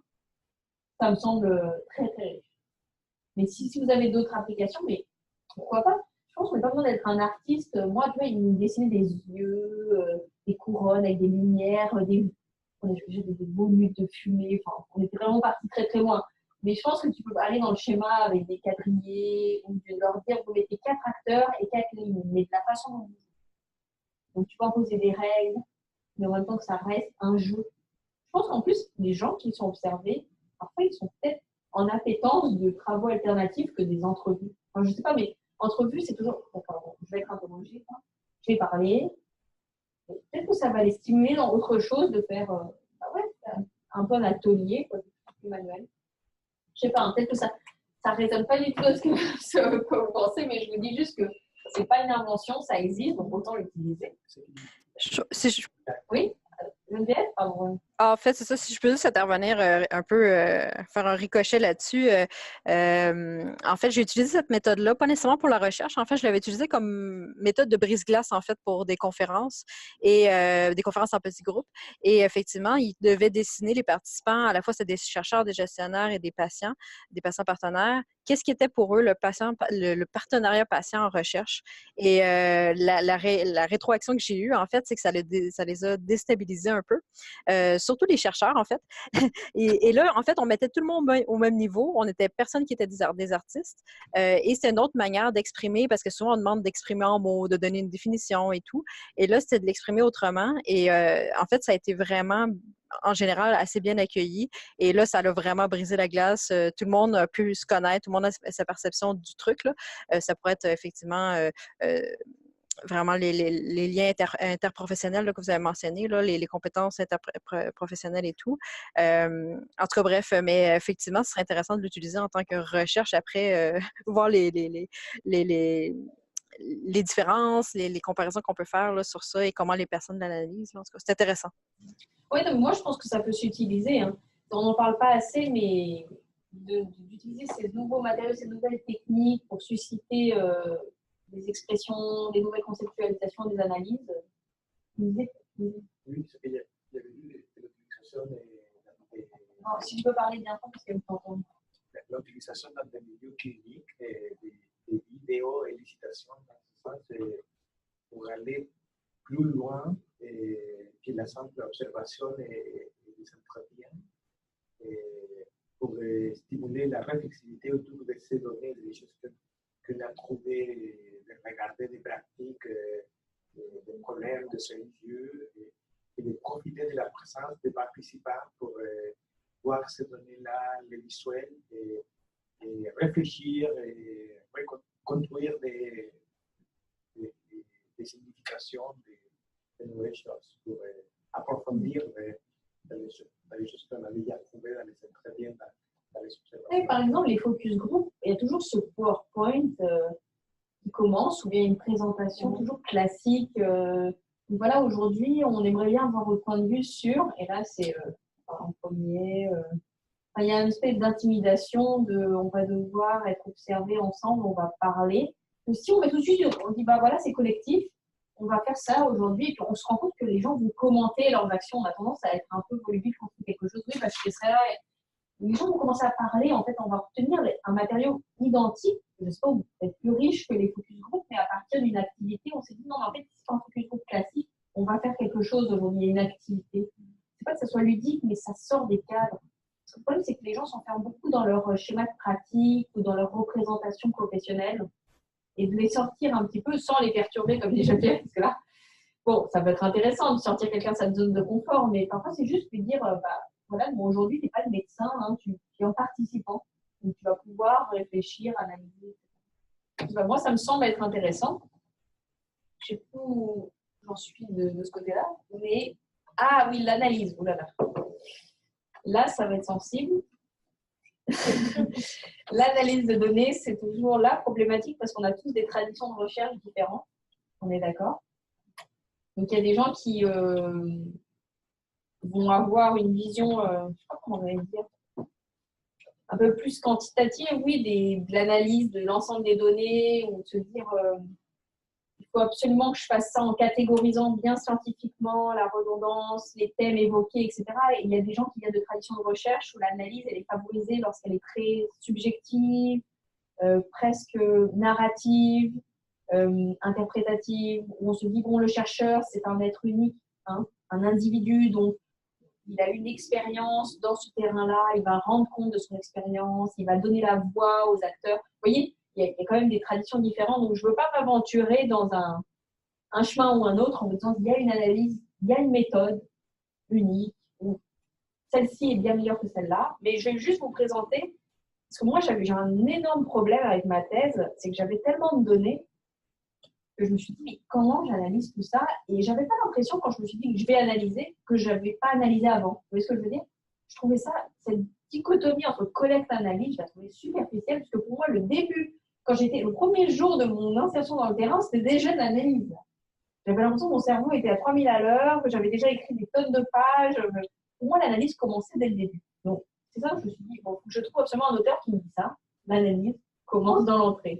Et il y a quand même pas mal d'ethnographes, de chercheurs qui vont vous dire, en fait, c'est un processus. C'est-à-dire que le moment où vous commencez à prendre des notes, au terme d'une première journée de travail, d'observation, vous êtes déjà dans. Et ça, vous avez le droit de le dire, même dans un article de recherche. Je sais que j'ai écrit un article dernièrement, je devais parler de mon ethnographie, et on a dit qu'il y avait ce processus vraiment continu de prise de notes, d'analyse, de création de catégories qui s'affinait au fur et à mesure de la recherche. Donc, je vous cite ici un livre qui est intéressant sur l'analyse des field notes, donc des notes de terrain. C'est Emerson, Fred, c'est Shaw. pas si vous avez vraiment le temps, quelle est votre disposition à entrer dans ce genre de travaux qui parlent de la catégorisation de données qui viennent d'ethnographie, mais c'est pas une Bible, mais c'est une très belle référence pour les gens qui n'ont pas trop envie de rentrer dans l'étude in vivo de données très très riches et qui ont envie de dire, ben voilà, moi j'ai une méthode scientifique et c'est pas forcément la méthode adoptée par vous. D'accord ?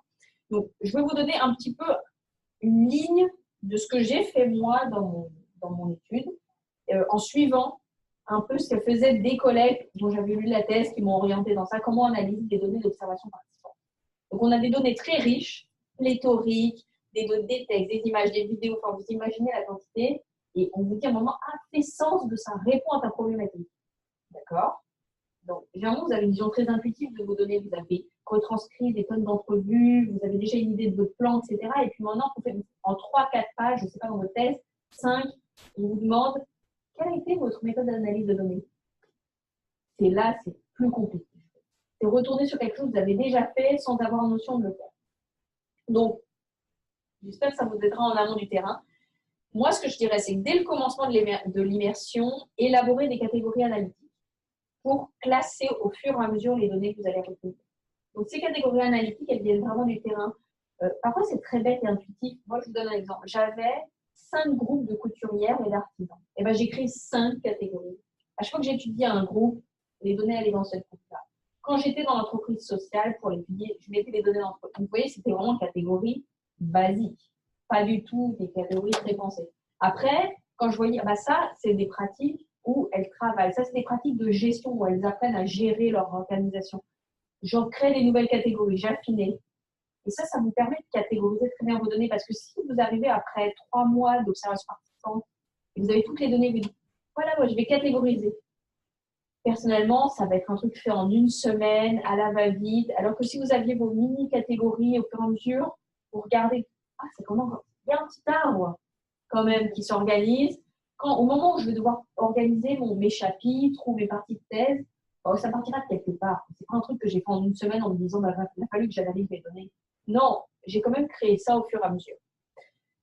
Les mémos théoriques, ça c'est un truc que j'ai lu, je trouve, qui m'a beaucoup aidé dans ma thèse. Donc imaginez, vous prenez des notes sur vos observations.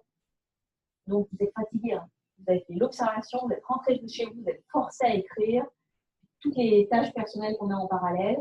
J'ai pas envie d'analyser à ce moment-là. Mais un moment, 2-3 semaines, vous avez des bonnes intuitions. Là, je suis sûre que cette question est intéressante. Vous prenez un jour où vous ne faites pas de rapport, un jour où vous avez été tranquille, pas d'observation, et faites ce qu'on appelle un mémo analytique. C'est une question que vous avez travaillé pendant ces jours d'observation. Écrivez dessus. 1 page, 2 pages. Cette question-là me semble pertinente dans mes observations. Et vous allez voir qu'au fur et à mesure que vous allez écrire, vous allez prendre des exemples. Imaginez que vous êtes en train de parler avec quelqu'un. Vous dites, cette question-là, elle est intéressante. Oui, parce qu'il y a 3 jours, dans cette observation-là, j'ai vu que machin a parlé un truc sur ce thème. Et là, vous le mettez. Vous voyez, ça va vous forcer un peu à regarder vos notes d'avant que vous n'avez pas eu envie de lire parce que vous n'en pouvez plus. Et vous allez commencer à lier les notes de terrain sur les observations et vos pensées personnelles. Vous êtes presque en train de faire l'analyse. Vous voyez ce que je veux dire? Mais vous appelez ça un mémo. C'est court, ça parle d'une question qui vous semble centrale, c'est très personnel bien sûr, mais en même temps, c'est appuyé par des illustrations du terrain. Une fois que vous avez les mémos, etc., on va vous dire, il faut coder. Hein. Il y a un moment où personne ne vous parle de codage. Mais si vous y pensez, vous avez presque tout fait là. Vous avez des catégories. Bien sûr, il faut regarder la pertinence dans les matériaux, mais vous avez bien catégorisé. Vous êtes parti du groupe vers la pratique et peut-être la question qui vous intéresse est toujours débattue dans les observations que vous voyez. Vous êtes en train de coder. Vous avez donc un pré-codage, d'accord? C'est peut-être catégorie en amont. Là, on vous dit non, mais là, il faut coder. Vous allez relire toutes vos entrevues, toutes vos notes, et vous allez coder dans le sens de reconnaître les passages où émergent les codes. Vous pouvez faire ça. Mais gardez toujours en tête que vous avez vos pré-codes que vous avez élaborés au fur et à mesure des observations. D'accord? Vous avez vos codes, ce qu'on appelle les déductifs au début, en amont, puis ceux qui vont émerger de la nouvelle analyse très fine de toutes les données. Là, après, il y a plusieurs écoles. Hein. Il y a l'école qui dit abandonnons les codages en amont. Hein. Il dit tout doit être un peu inductif. Il y en a qui disent non, c'est une approche en fait inductive-déductive, hein, où on peut mixer les 2 codes, faire des associations et puis après vous organisez vos données dans la thèse. Il y a des personnes qui disent pas besoin de coder. Hein. Il y a aussi il y a une autre école qui dit non, mais je ne code pas en fait. Ce sont mes ressentis personnels, les choses que je sentais les plus significatives pour moi et les acteurs qui doivent être présents.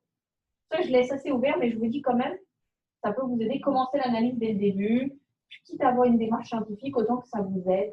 Que ce ne soit pas une contrainte à la fin de faire de l'analyse, mais que vous ayez ce cadre-là. Et il y a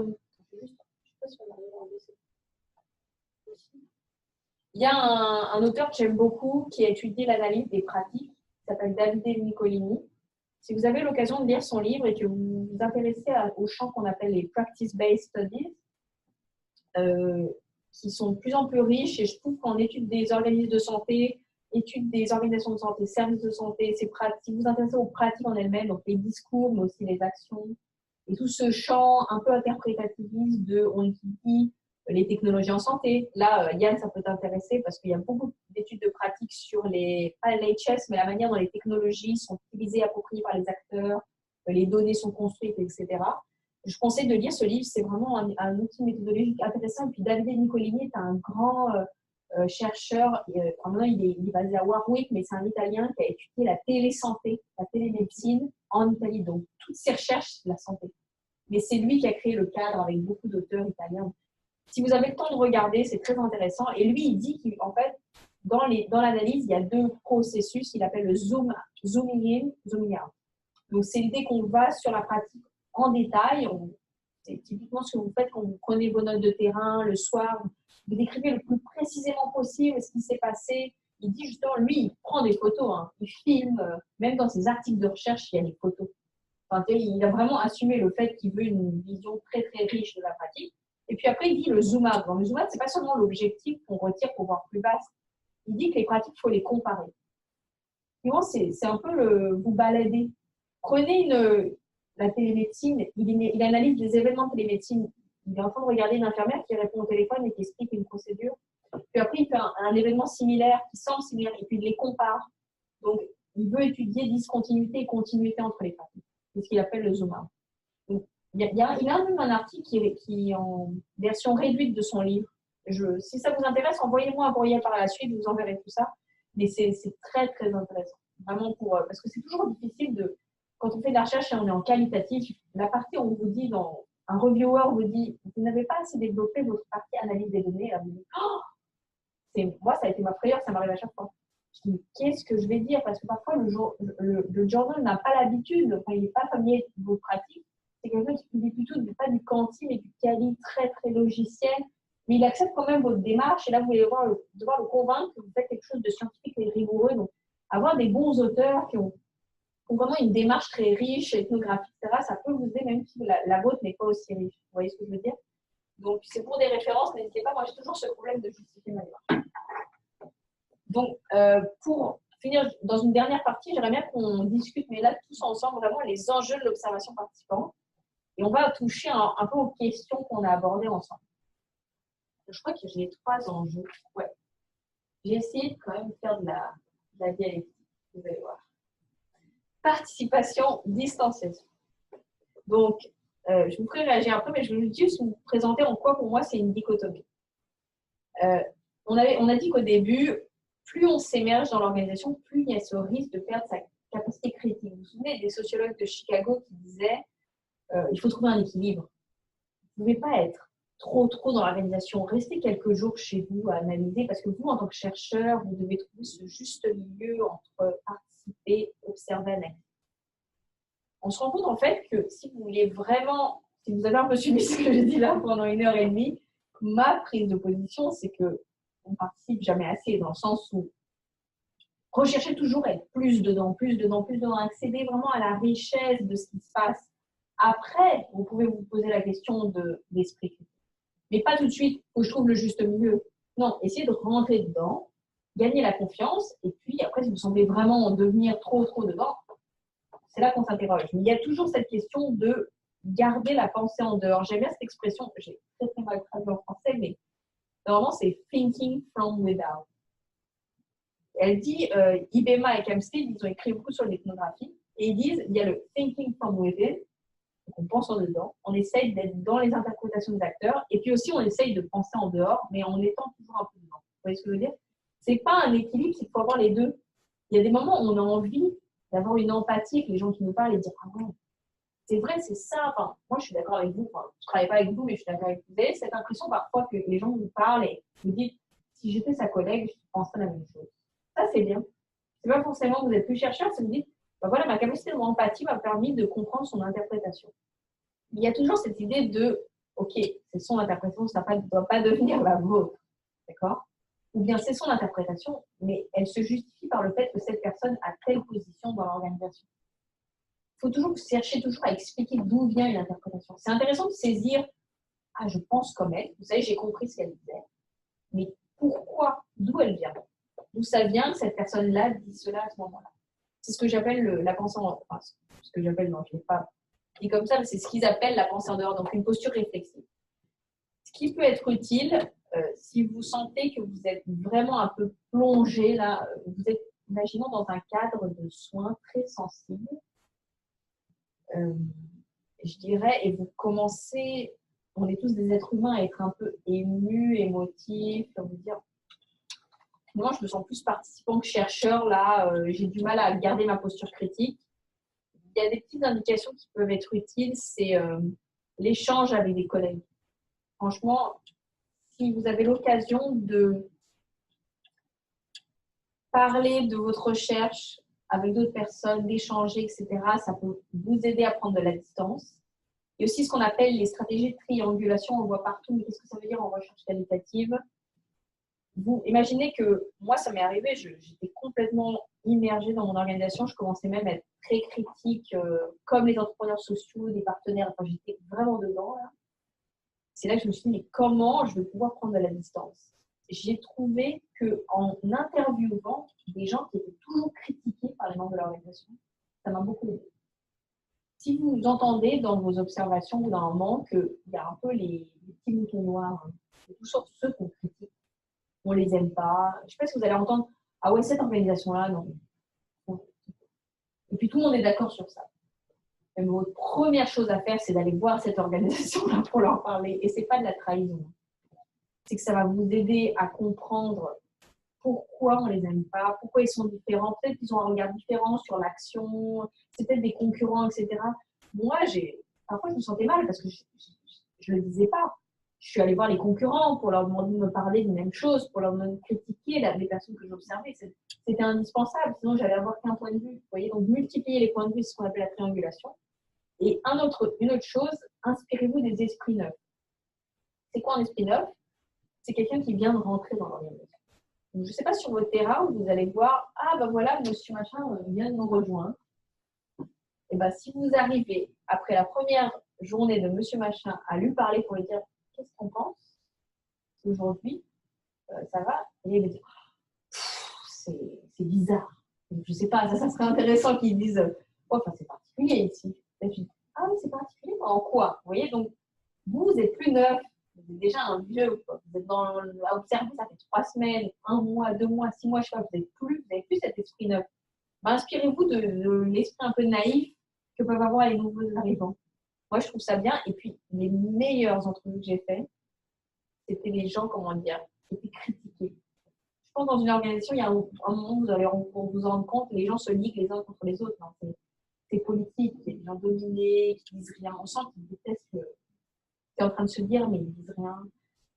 Je sais que ça va faire, c'est un peu de la provocation, mais il faut aller voir ces personnes-là pour essayer de leur parler, parce que moi, je me souviens, je sentais qu'il y avait une grosse crise dans l'organisation, et une personne était très, très discrète, elle ne disait rien du tout, mais je sentais qu'elle n'était pas du tout en approbation, et un jour, ouais, on est allé ensemble travailler, elle m'a proposé de m'emmener en voiture, et là, c'était un déballage, je ne sais pas comment vous expliquer, c'est le moment où j'ai même plus de questions à poser, elle a besoin de confidence. Elle m'a commencé à me dire à moi, je ne suis pas du tout d'accord. Et elle, tout déballé. Donc, je n'imaginais pas, elle était tellement discrète, respectueuse, de prendre quelqu'un qui sentait qu'il n'est pas très d'accord, mais créer une affinité sans instrumentaliser la relation sociale, mais de dire, moi, je ne fais pas partie de ce monde-là. Tu peux me parler, tu peux me dire, hein, je ne veux pas rapporter, et puis ça m'intéresse, j'ai besoin de comprendre. Donc, encourager les gens quand même à la parole, à l'expression, ça peut être utile. Et puis, bon, ça c'est mes stratégies un peu provoques. Je pense c'est pas j'avoue, c'est pas applicable partout. Mais j'aimerais bien savoir ce que ça suscite en vous de réaction. Vous trouvez ça un peu tiré par les cheveux ou pas? Mais j'aimerais bien avoir votre réponse sur même cette problématique de participation et de distanciation. Qu'est-ce que ça vous inspire? Personne ne veut s'aventurer. Non, mais qu'est-ce que serait une prise de distanciation pour vous? Prise de distance. Quand vous aborderez ça ou comment vous faites ça finalement de votre côté dans votre recherche? Même après une entrevue. Vous avez été totalement d'accord avec la personne? Ouais, la triangulation. De parler avec d'autres. Parler avec d'autres. Avec une entrevue, c'est comparer une entrevue par rapport à une.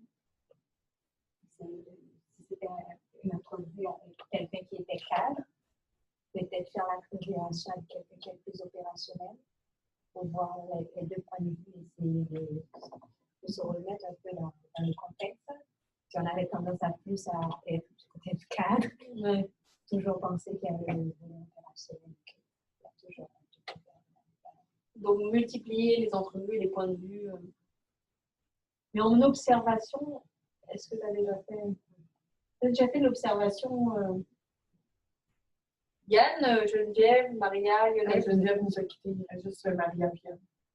Maria-Pierre, d'accord. Ben, moi, je n'ai jamais fait d'observation, mais je suis content que tu dises ça parce que je me vois mal être pas participatif, compte tenu de ma personnalité. Et donc, tant mieux. Mais je ne sais pas si c'est adaptable à tous les sujets de recherche. Donc, c'est ça que je me demandais. Tu veux dire d'être observateur ou participateur? Observateur, participateur. Non, bien, en voulant dire participer et donner son « Ah, je suis vraiment d'accord avec ce que vous êtes en train de dire », à quel point ça va les encourager, puis ça va être une bonne analyse, mettons. Imaginons que tu es observateur périphérique, d'accord? Donc, tu t'assois et tu vas observer. Comment tu garderais cette prise de distance, en fait, au fur et à mesure que tu assistes aux réunions, etc. Comment tu pensais à ça ou c'est quelque chose que tu t'es dit non, finalement, je resterai toujours neutre ou distant parce que je ne participerai pas? Non, c'est l'inverse. Je me demande comment je vais réussir à ne pas parler. Ah! Il faut parler dans ce cas-là. Non, je plaisante. Non, mais si tu as à ne pas parler, ne pas intervenir. Mais pourquoi Ma question, c'est pourquoi tu voudrais ne pas participer? Ben, parce que des fois, c'est ce qu'ils demandent dans les études, non? D'accord. D'observer sans rien faire, etc. Et tu te dis, ça va être trop fort pour moi, je ne vais pas pouvoir... Oui, exactement. Non, c'est intéressant de dire ça. Tu disais que dans des... Parfois, ils pensent... Oui, mais souvent, dans beaucoup d'études, il y a encore la vision un peu justement du chercheur anthropologue dans son divan. Il faut être un peu l'œil de la caméra au-dessus pour regarder les gens interagir sans interagir avec eux. Oui. Non, mais ça, c'est en quelle discipline? Parce que c'est clinique. Ben, c'est encore, pour revenir à tes paradigmes de base, c'est encore du réalisme métaphysique très scientifique. Il ne faut pas intervenir sur la réalité sociale, je vais les laisser parler. Mais on admet quand même que le fait que tu sois dans la salle, ça... C'est un peu comme quand tu fais un processus de simulation, par exemple. Tu vas simuler un colorant dans un hôpital, puis tu veux voir comment l'organisation va gérer ça. Les observateurs sont compliqués. Pas, les gens vont réfléchir après, tu vas aller chercher cette partie-là de réflexivité, mais le but, c'est que le chercheur soit assis et regarde comme si c'était dans une pièce de théâtre.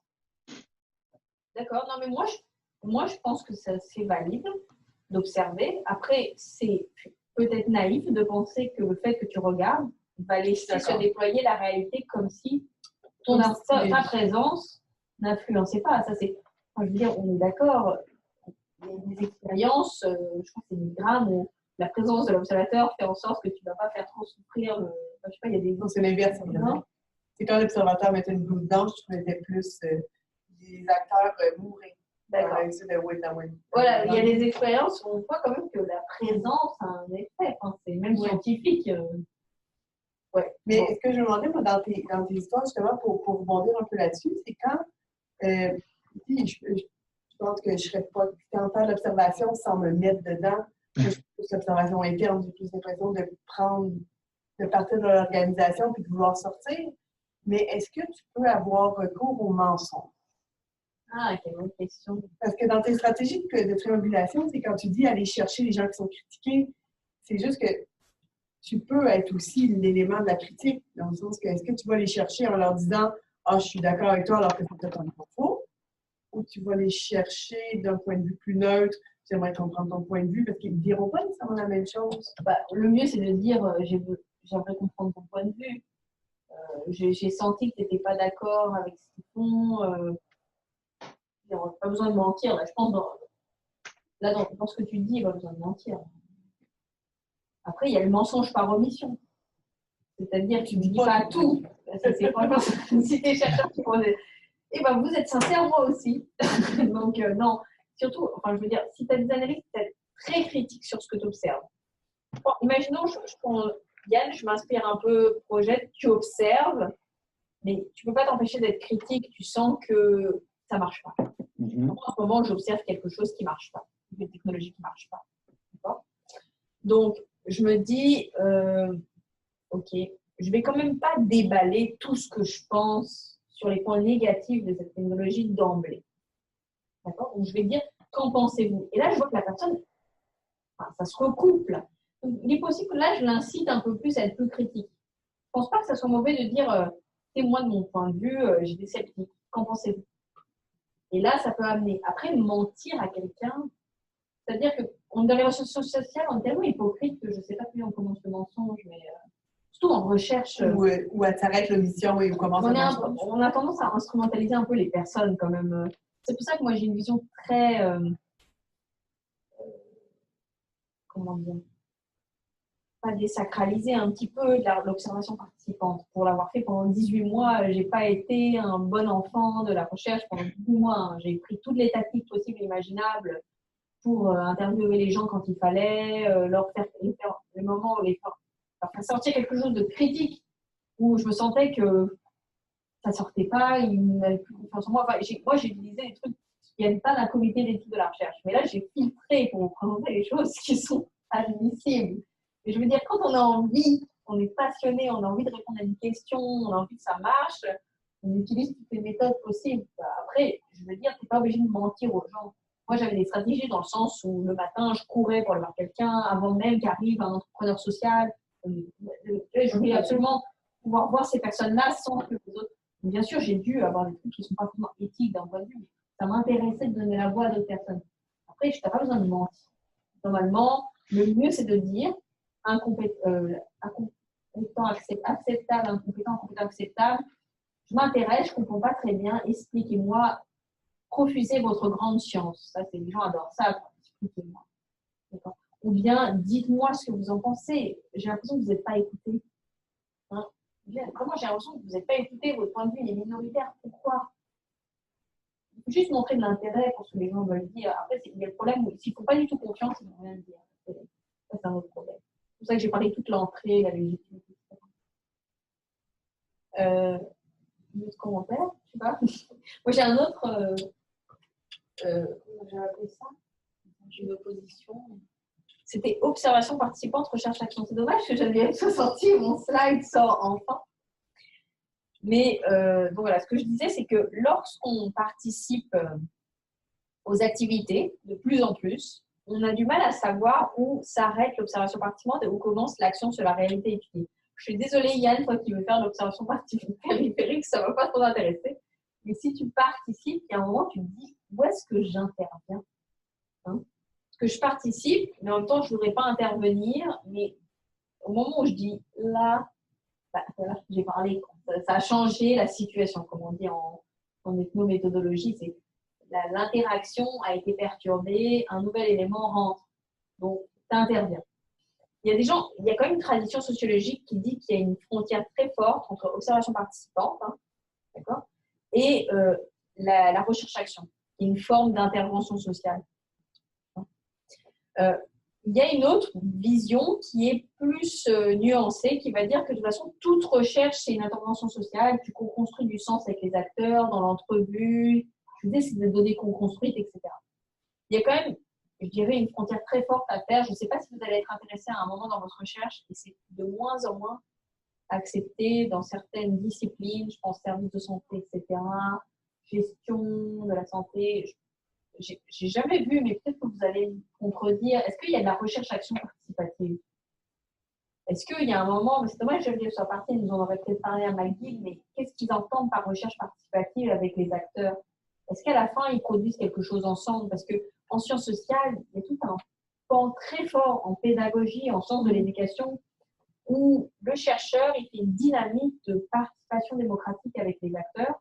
Où en fait, tous ensemble, on se met autour d'un projet, c'est parfois un projet d'efficience, parfois c'est juste un projet éducatif. Vous avez envie d'exprimer une certaine souffrance dans votre rapport à l'école. On va construire un projet ensemble pour exprimer cette souffrance par des dessins, des photographies. Ça peut être ça, ou bien on va faire une grande discussion, à la fin on va produire un livre. Ça peut vraiment être n'importe quoi. Mais ce que je veux dire, c'est en sciences sociales, c'est plus accepté. C'est dommage parce que en gestion de la santé, ce serait super intéressant de monter des projets de recherche, par exemple, avec des médecins, lorsqu'ils ont le temps, faire ça avec des patients, avec des personnels de soins infirmiers. Je pense qu'il y a beaucoup de choses à faire, mais ce n'est pas très public. Je pense que de plus en plus, ça va se développer en santé avec l'approche patient partenaire. Ouais. Et ils produisent les patients partenaires avec les chercheurs. Il y a la montagne, je pense, qui dit quand même pas mal. C'est ça? L'italien PQ, je pense, la montagne. Il y a Marie-Pascale aussi. Oui, c'est ça. Qui est de HEC. D'accord, donc c'est bien, ils font de la recherche avec les patients. C'est beaucoup axé sur le patient partenaire. Qui devient, oui, j'ai rencontré quelqu'un qui publiait même des articles avec les chercheurs. Il y a beaucoup de recherche-action. Peut-être que c'est à côté du poste de Paulo Freire, les gens qui travaillent dans la communauté, les infirmières, beaucoup de recherches dans laquelle on est intéressé d'avoir des connaissances, mais aussi de provoquer des changements dans la réalité. Et Paulo Freire, je le cite parce qu'il y a cette idée de, d'accord, on va intervenir, mais on crée un peu d'émancipation aussi, c'est-à-dire qu'on permet aux gens de sortir d'un cadre un peu oppressif par des dynamiques de parole. On parle des gens qui ne parlent jamais, par exemple, qui sont complètement dominés socialement. C'est le moment où ils peuvent s'exprimer. Et c'est parce que Paulo Freire, il a fait toute sa théorie au Chili, en fait, quand il s'est réfugié. Oui. Je suis une fan. Donc, il y a beaucoup de ce type de recherche dans le sens que des fois, il y a des stratégies de promotion de la santé qui sont top-down, mais il y a beaucoup de recherches qui essayent de faire émerger des interventions de la communauté, proposées par la communauté. Oui, des soins, des nouveaux. Des pouvoirs aux gens, par exemple, qui sont les experts dans ces problèmes. C'est vrai qu'en santé, je pensais qu'on peut développer des nouveaux services de santé sur la base de recueillir des paroles, des propositions. C'est vrai que ça fait beaucoup plus sens en point de vue. Travail communautaire, peut-être. Oui, par exemple, dans les technologies, c'est intéressant combien de faire une étude pour utiliser des messages de texte pour la prévention des dépistages de cancer cervical. Et on essayait de construire une stratégie qui utilise le message de texte avec des femmes, avec ses opinions, ses préférences, parce que finalement, ce sont eux qui vont occuper les technologies. Comment elles s'approprient, quel est l'usage qu'elles peuvent en faire. De quelle faire. façon elles préfèrent, de quelle façon elles utilisent les messages de texte sur le téléphone, de quelle façon ils peuvent imaginer les meilleures façons d'utiliser ce type de technologie. Je pensais au design thinking aussi. Il y a beaucoup de travaux maintenant, parce que je viens tout juste de lire aussi, sur la littératie en santé. Donc, où on prend vraiment le point de vue des gens pour savoir comment ils peuvent utiliser les services au maximum. Toujours dans un cadre de promotion et de prévention de la pathologie. Il y a beaucoup en cancer, de pathologie cardiaque, cardiovasculaire et puis la cigarette. Donc, la manière, en fait, dont on comprend l'information, on construit l'outil à partir de la manière dont les gens comprennent l'information. Et pas le contraire. C'est ça. On sait plus l'approche plus médicale, clinique, une approche plus socio-culturelle. On travaille avec les techniques, les gens qui font de la traduction de langage, tout ça. Comment le message peut être accessible pour être mieux compris et faciliter le cheminement du patient dans la. Donc, ça, c'est intéressant. Et c'est moi, ce que tu disais, c'est vraiment l'interaction. Ouais, je ne voyais pas ça. Dans les IRSC, c'est rendu quasiment un must pour avoir des bourses. C'est-à-dire que si tu n'as pas un élément où ton, on appelle ça l'utilisateur des connaissances, c'est ça le terme? Ah oui, il y a que l'utilisateur des connaissances ne fait pas partie de ton groupe dès le départ dans la détermination de ton devis. C'est beaucoup plus difficile d'avoir des bourses. Il faut vraiment être groundbreaking puis avoir comme l'idée du siècle. Si tu veux monter un projet, il faut que tu aies un utilisateur des connaissances. Je veux dire, j'essaie de comprendre cet utilisateur. L'utilisateur des connaissances, en réalité, c'est un terme qui est l'équivalent de l'objet de recherche. C'est un peu professionnel de santé, c'est la pertinence de ta recherche. Ça peut être de mon de santé, habituellement, c'est un patient partenaire. Ou tu es un patient, quand tu fais des études dont l'outcome, dont le résultat va influencer un geste clinique, il faut que l'ultime récipiendaire du geste clinique, qui est habituellement le patient, soit sur ton board de détermination du devis dès le départ. Oui, on s'éloigne un peu de l'idée de recherche. Mais c'est ce qu'on appelle la recherche participative, c'est de la co-création dès le départ. Mais est-ce qu'il y a vraiment une place pour le patient? C'est la question. C'est ce qui est débattu en défense moi, parce qu'ils sont tout seuls dans des boards, des fois de 12 chercheurs, autant dire qu'ils ont voix au chapitre. Oui, j'ai lu un article de Jean-Louis Denis là, qui vient de publier, mais en collaboration avec plein de chercheurs, sur c'est quoi l'intégration des patients dans la recherche. C'est ça. Et on voit parfois que c'est vraiment. C'est une petite touche là. Regarde, le mettre son nom dans un article, c'est bien, c'est une reconnaissance, mais on voit qu'ils arrivent vraiment quand tout est prêt déjà pour valider un cadre. Enfin, il y a des modalités différentes de participation. Oui. Disons que la vraie modalité de recherche participative avec ce background de sciences sociales, de produits ensemble, je pense qu'on peut travailler ensemble. Non, oui. Mais en santé des Autochtones, c'est plus développé. Parce que c'est obligatoire. Depuis plus de 20 ans, leur loi aussi, avec leur code de recherche, t'as vu, ils ont un code de recherche si on fait des études. Sur les Autochtones, c'est très régulier. Ouais. Parce qu'ils sont pupilles de l'État. Mais surtout qu'ils ont un code d'éthique de la recherche. J'ai vu ça. On doit vraiment répondre à déclarer. Ouais, c'est ça. Bon, alors sur mon dernier point. Dès qu'ils ont été l'objet de recherche, oui, c'est mal. Donc sur le dernier point, là, c'est le point le plus sensible. Peut-être que c'est en fait le point qu'on rencontre à chaque fois qu'on veut publier sur notre recherche. Je prends un exemple d'article. Donc vous avez fait une recherche d'observation. Et puis, pour soumettre votre article, il faut absolument penser aux contributions. D'accord ? De votre recherche, donc il y a la contribution empirique. Parfois, c'est l'originalité d'un terrain. Il se trouve qu'on n'est jamais allé voir ce comité-là, etc. On n'a jamais perçu l'intersectorialité à travers la participation de ces acteurs-ci. C'est justifié, mais c'est de moins en moins accepté. Les journaux ils sont de plus en plus exigeants sur la contribution qu'on appelle théorique. Donc, c'est la contribution à la pensée, en conceptualisation d'un certain phénomène, réponse à une problématique, etc.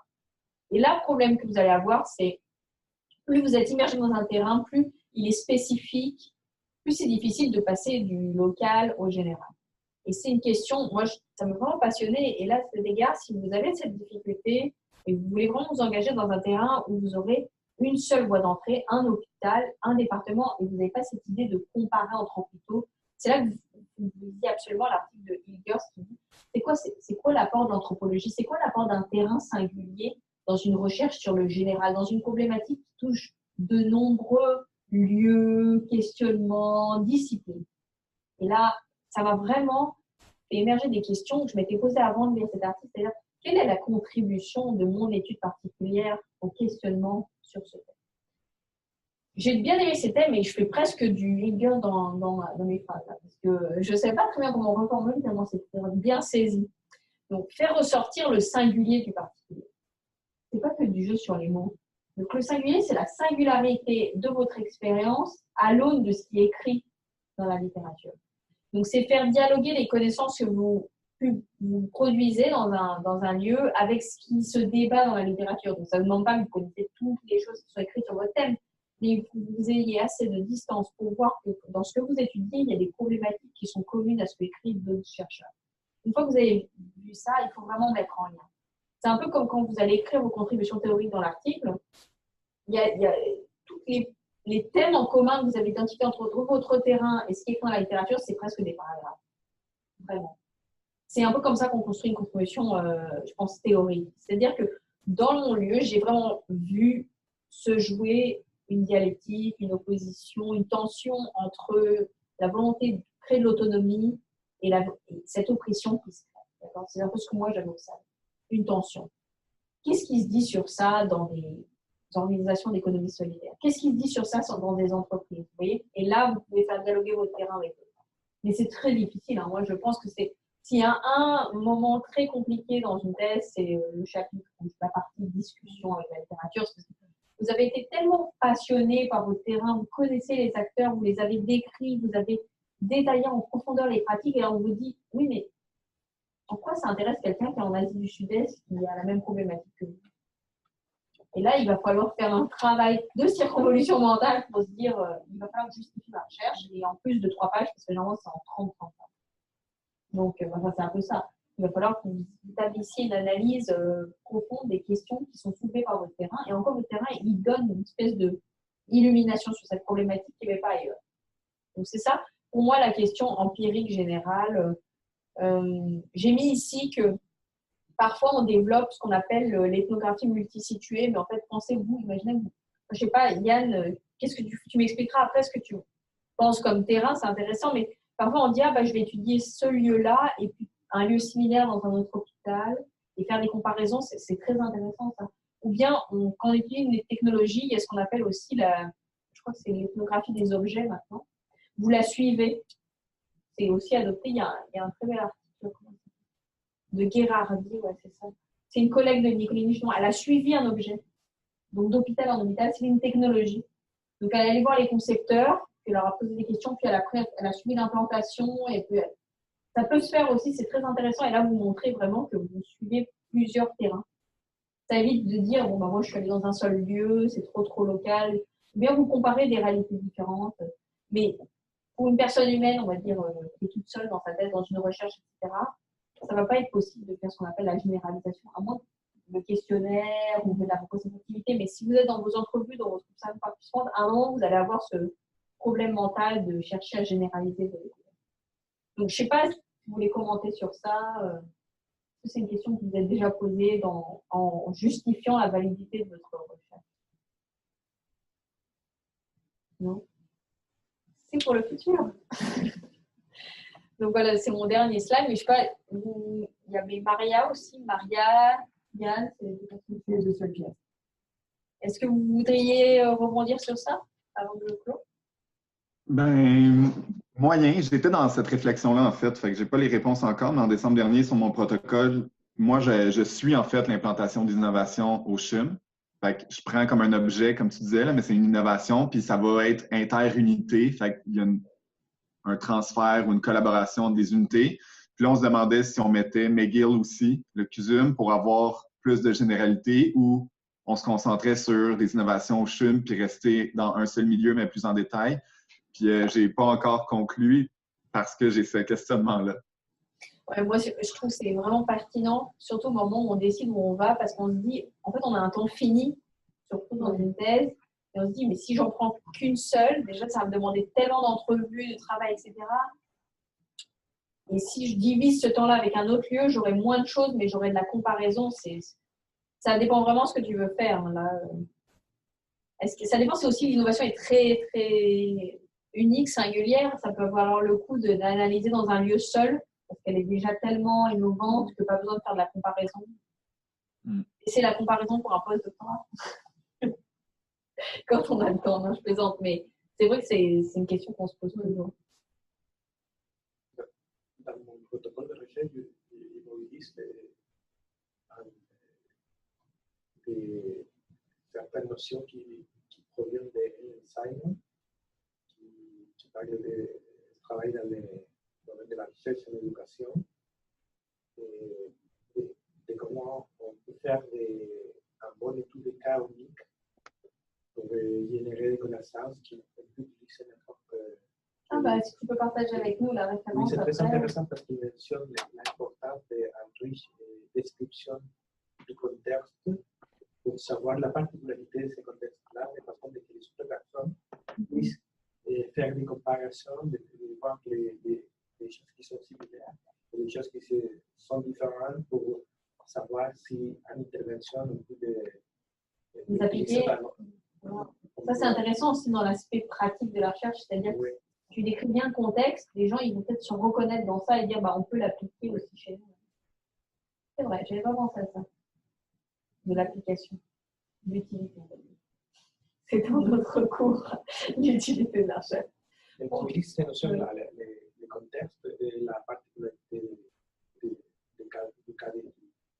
Non, de plus en plus, il y a des gens qui ont été tellement attaqués sur le manque de pertinence de leur recherche qu'ils ont écrit presque un bouquin sur le cas unique. Ils en avaient marre des Lynn, des Eisenach sur 3-4 cas.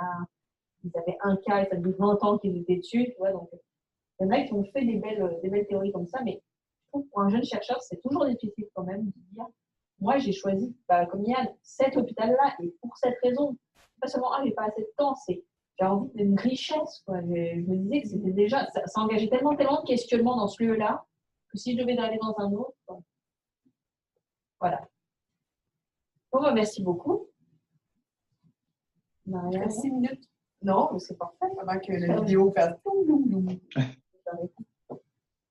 Merci Yann, merci Maria pour votre présence. Et je rappelle juste que le 20 mars, on a une séance passionnante sur l'éthique de la recherche et ce sera Laurence Largenté, qui est membre du comité d'éthique, c'est ça? Oui, du GLEM, du CUSUM. Justement, Yann, pour toi, pour le CUSUM, si tu te demandes, ça peut être une belle personne de référence.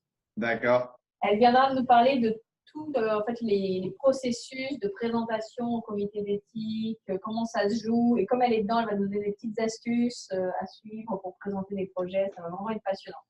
J'espère que vous serez présents, au moins à distance. Sûrement. Voilà. On vous enverra un courriel avec le mot de passe Zoom, le lien pour vous joindre à la conférence. N'hésitez pas à le passer dans vos... si ce n'est pas fermé comme groupe, n'hésitez pas à le passer avec vos contacts. Le plus on est, le plus ça va être drôle. Plus on est plus on est. Surtout pour les comités d'éthique, parce qu'on a tous des expériences, des fois arrache-cœur. Mais moi, j'espère que Joanne, tu pourras aussi venir. Oui. Ça va être intéressant. Merci. Et ce qui est le plus frustrant, je vais vous donner déjà un preview du prochain. Vous allez apprendre que malheureusement, comme doctorant, il faut faire le comité d'éthique universitaire et que ça ne sert strictement à rien dans les hôpitaux. C'est ça. Chacun partage notre expérience. Bon, merci Yann, merci Maria. Je vais déconnecter. Et Maria nous dit merci.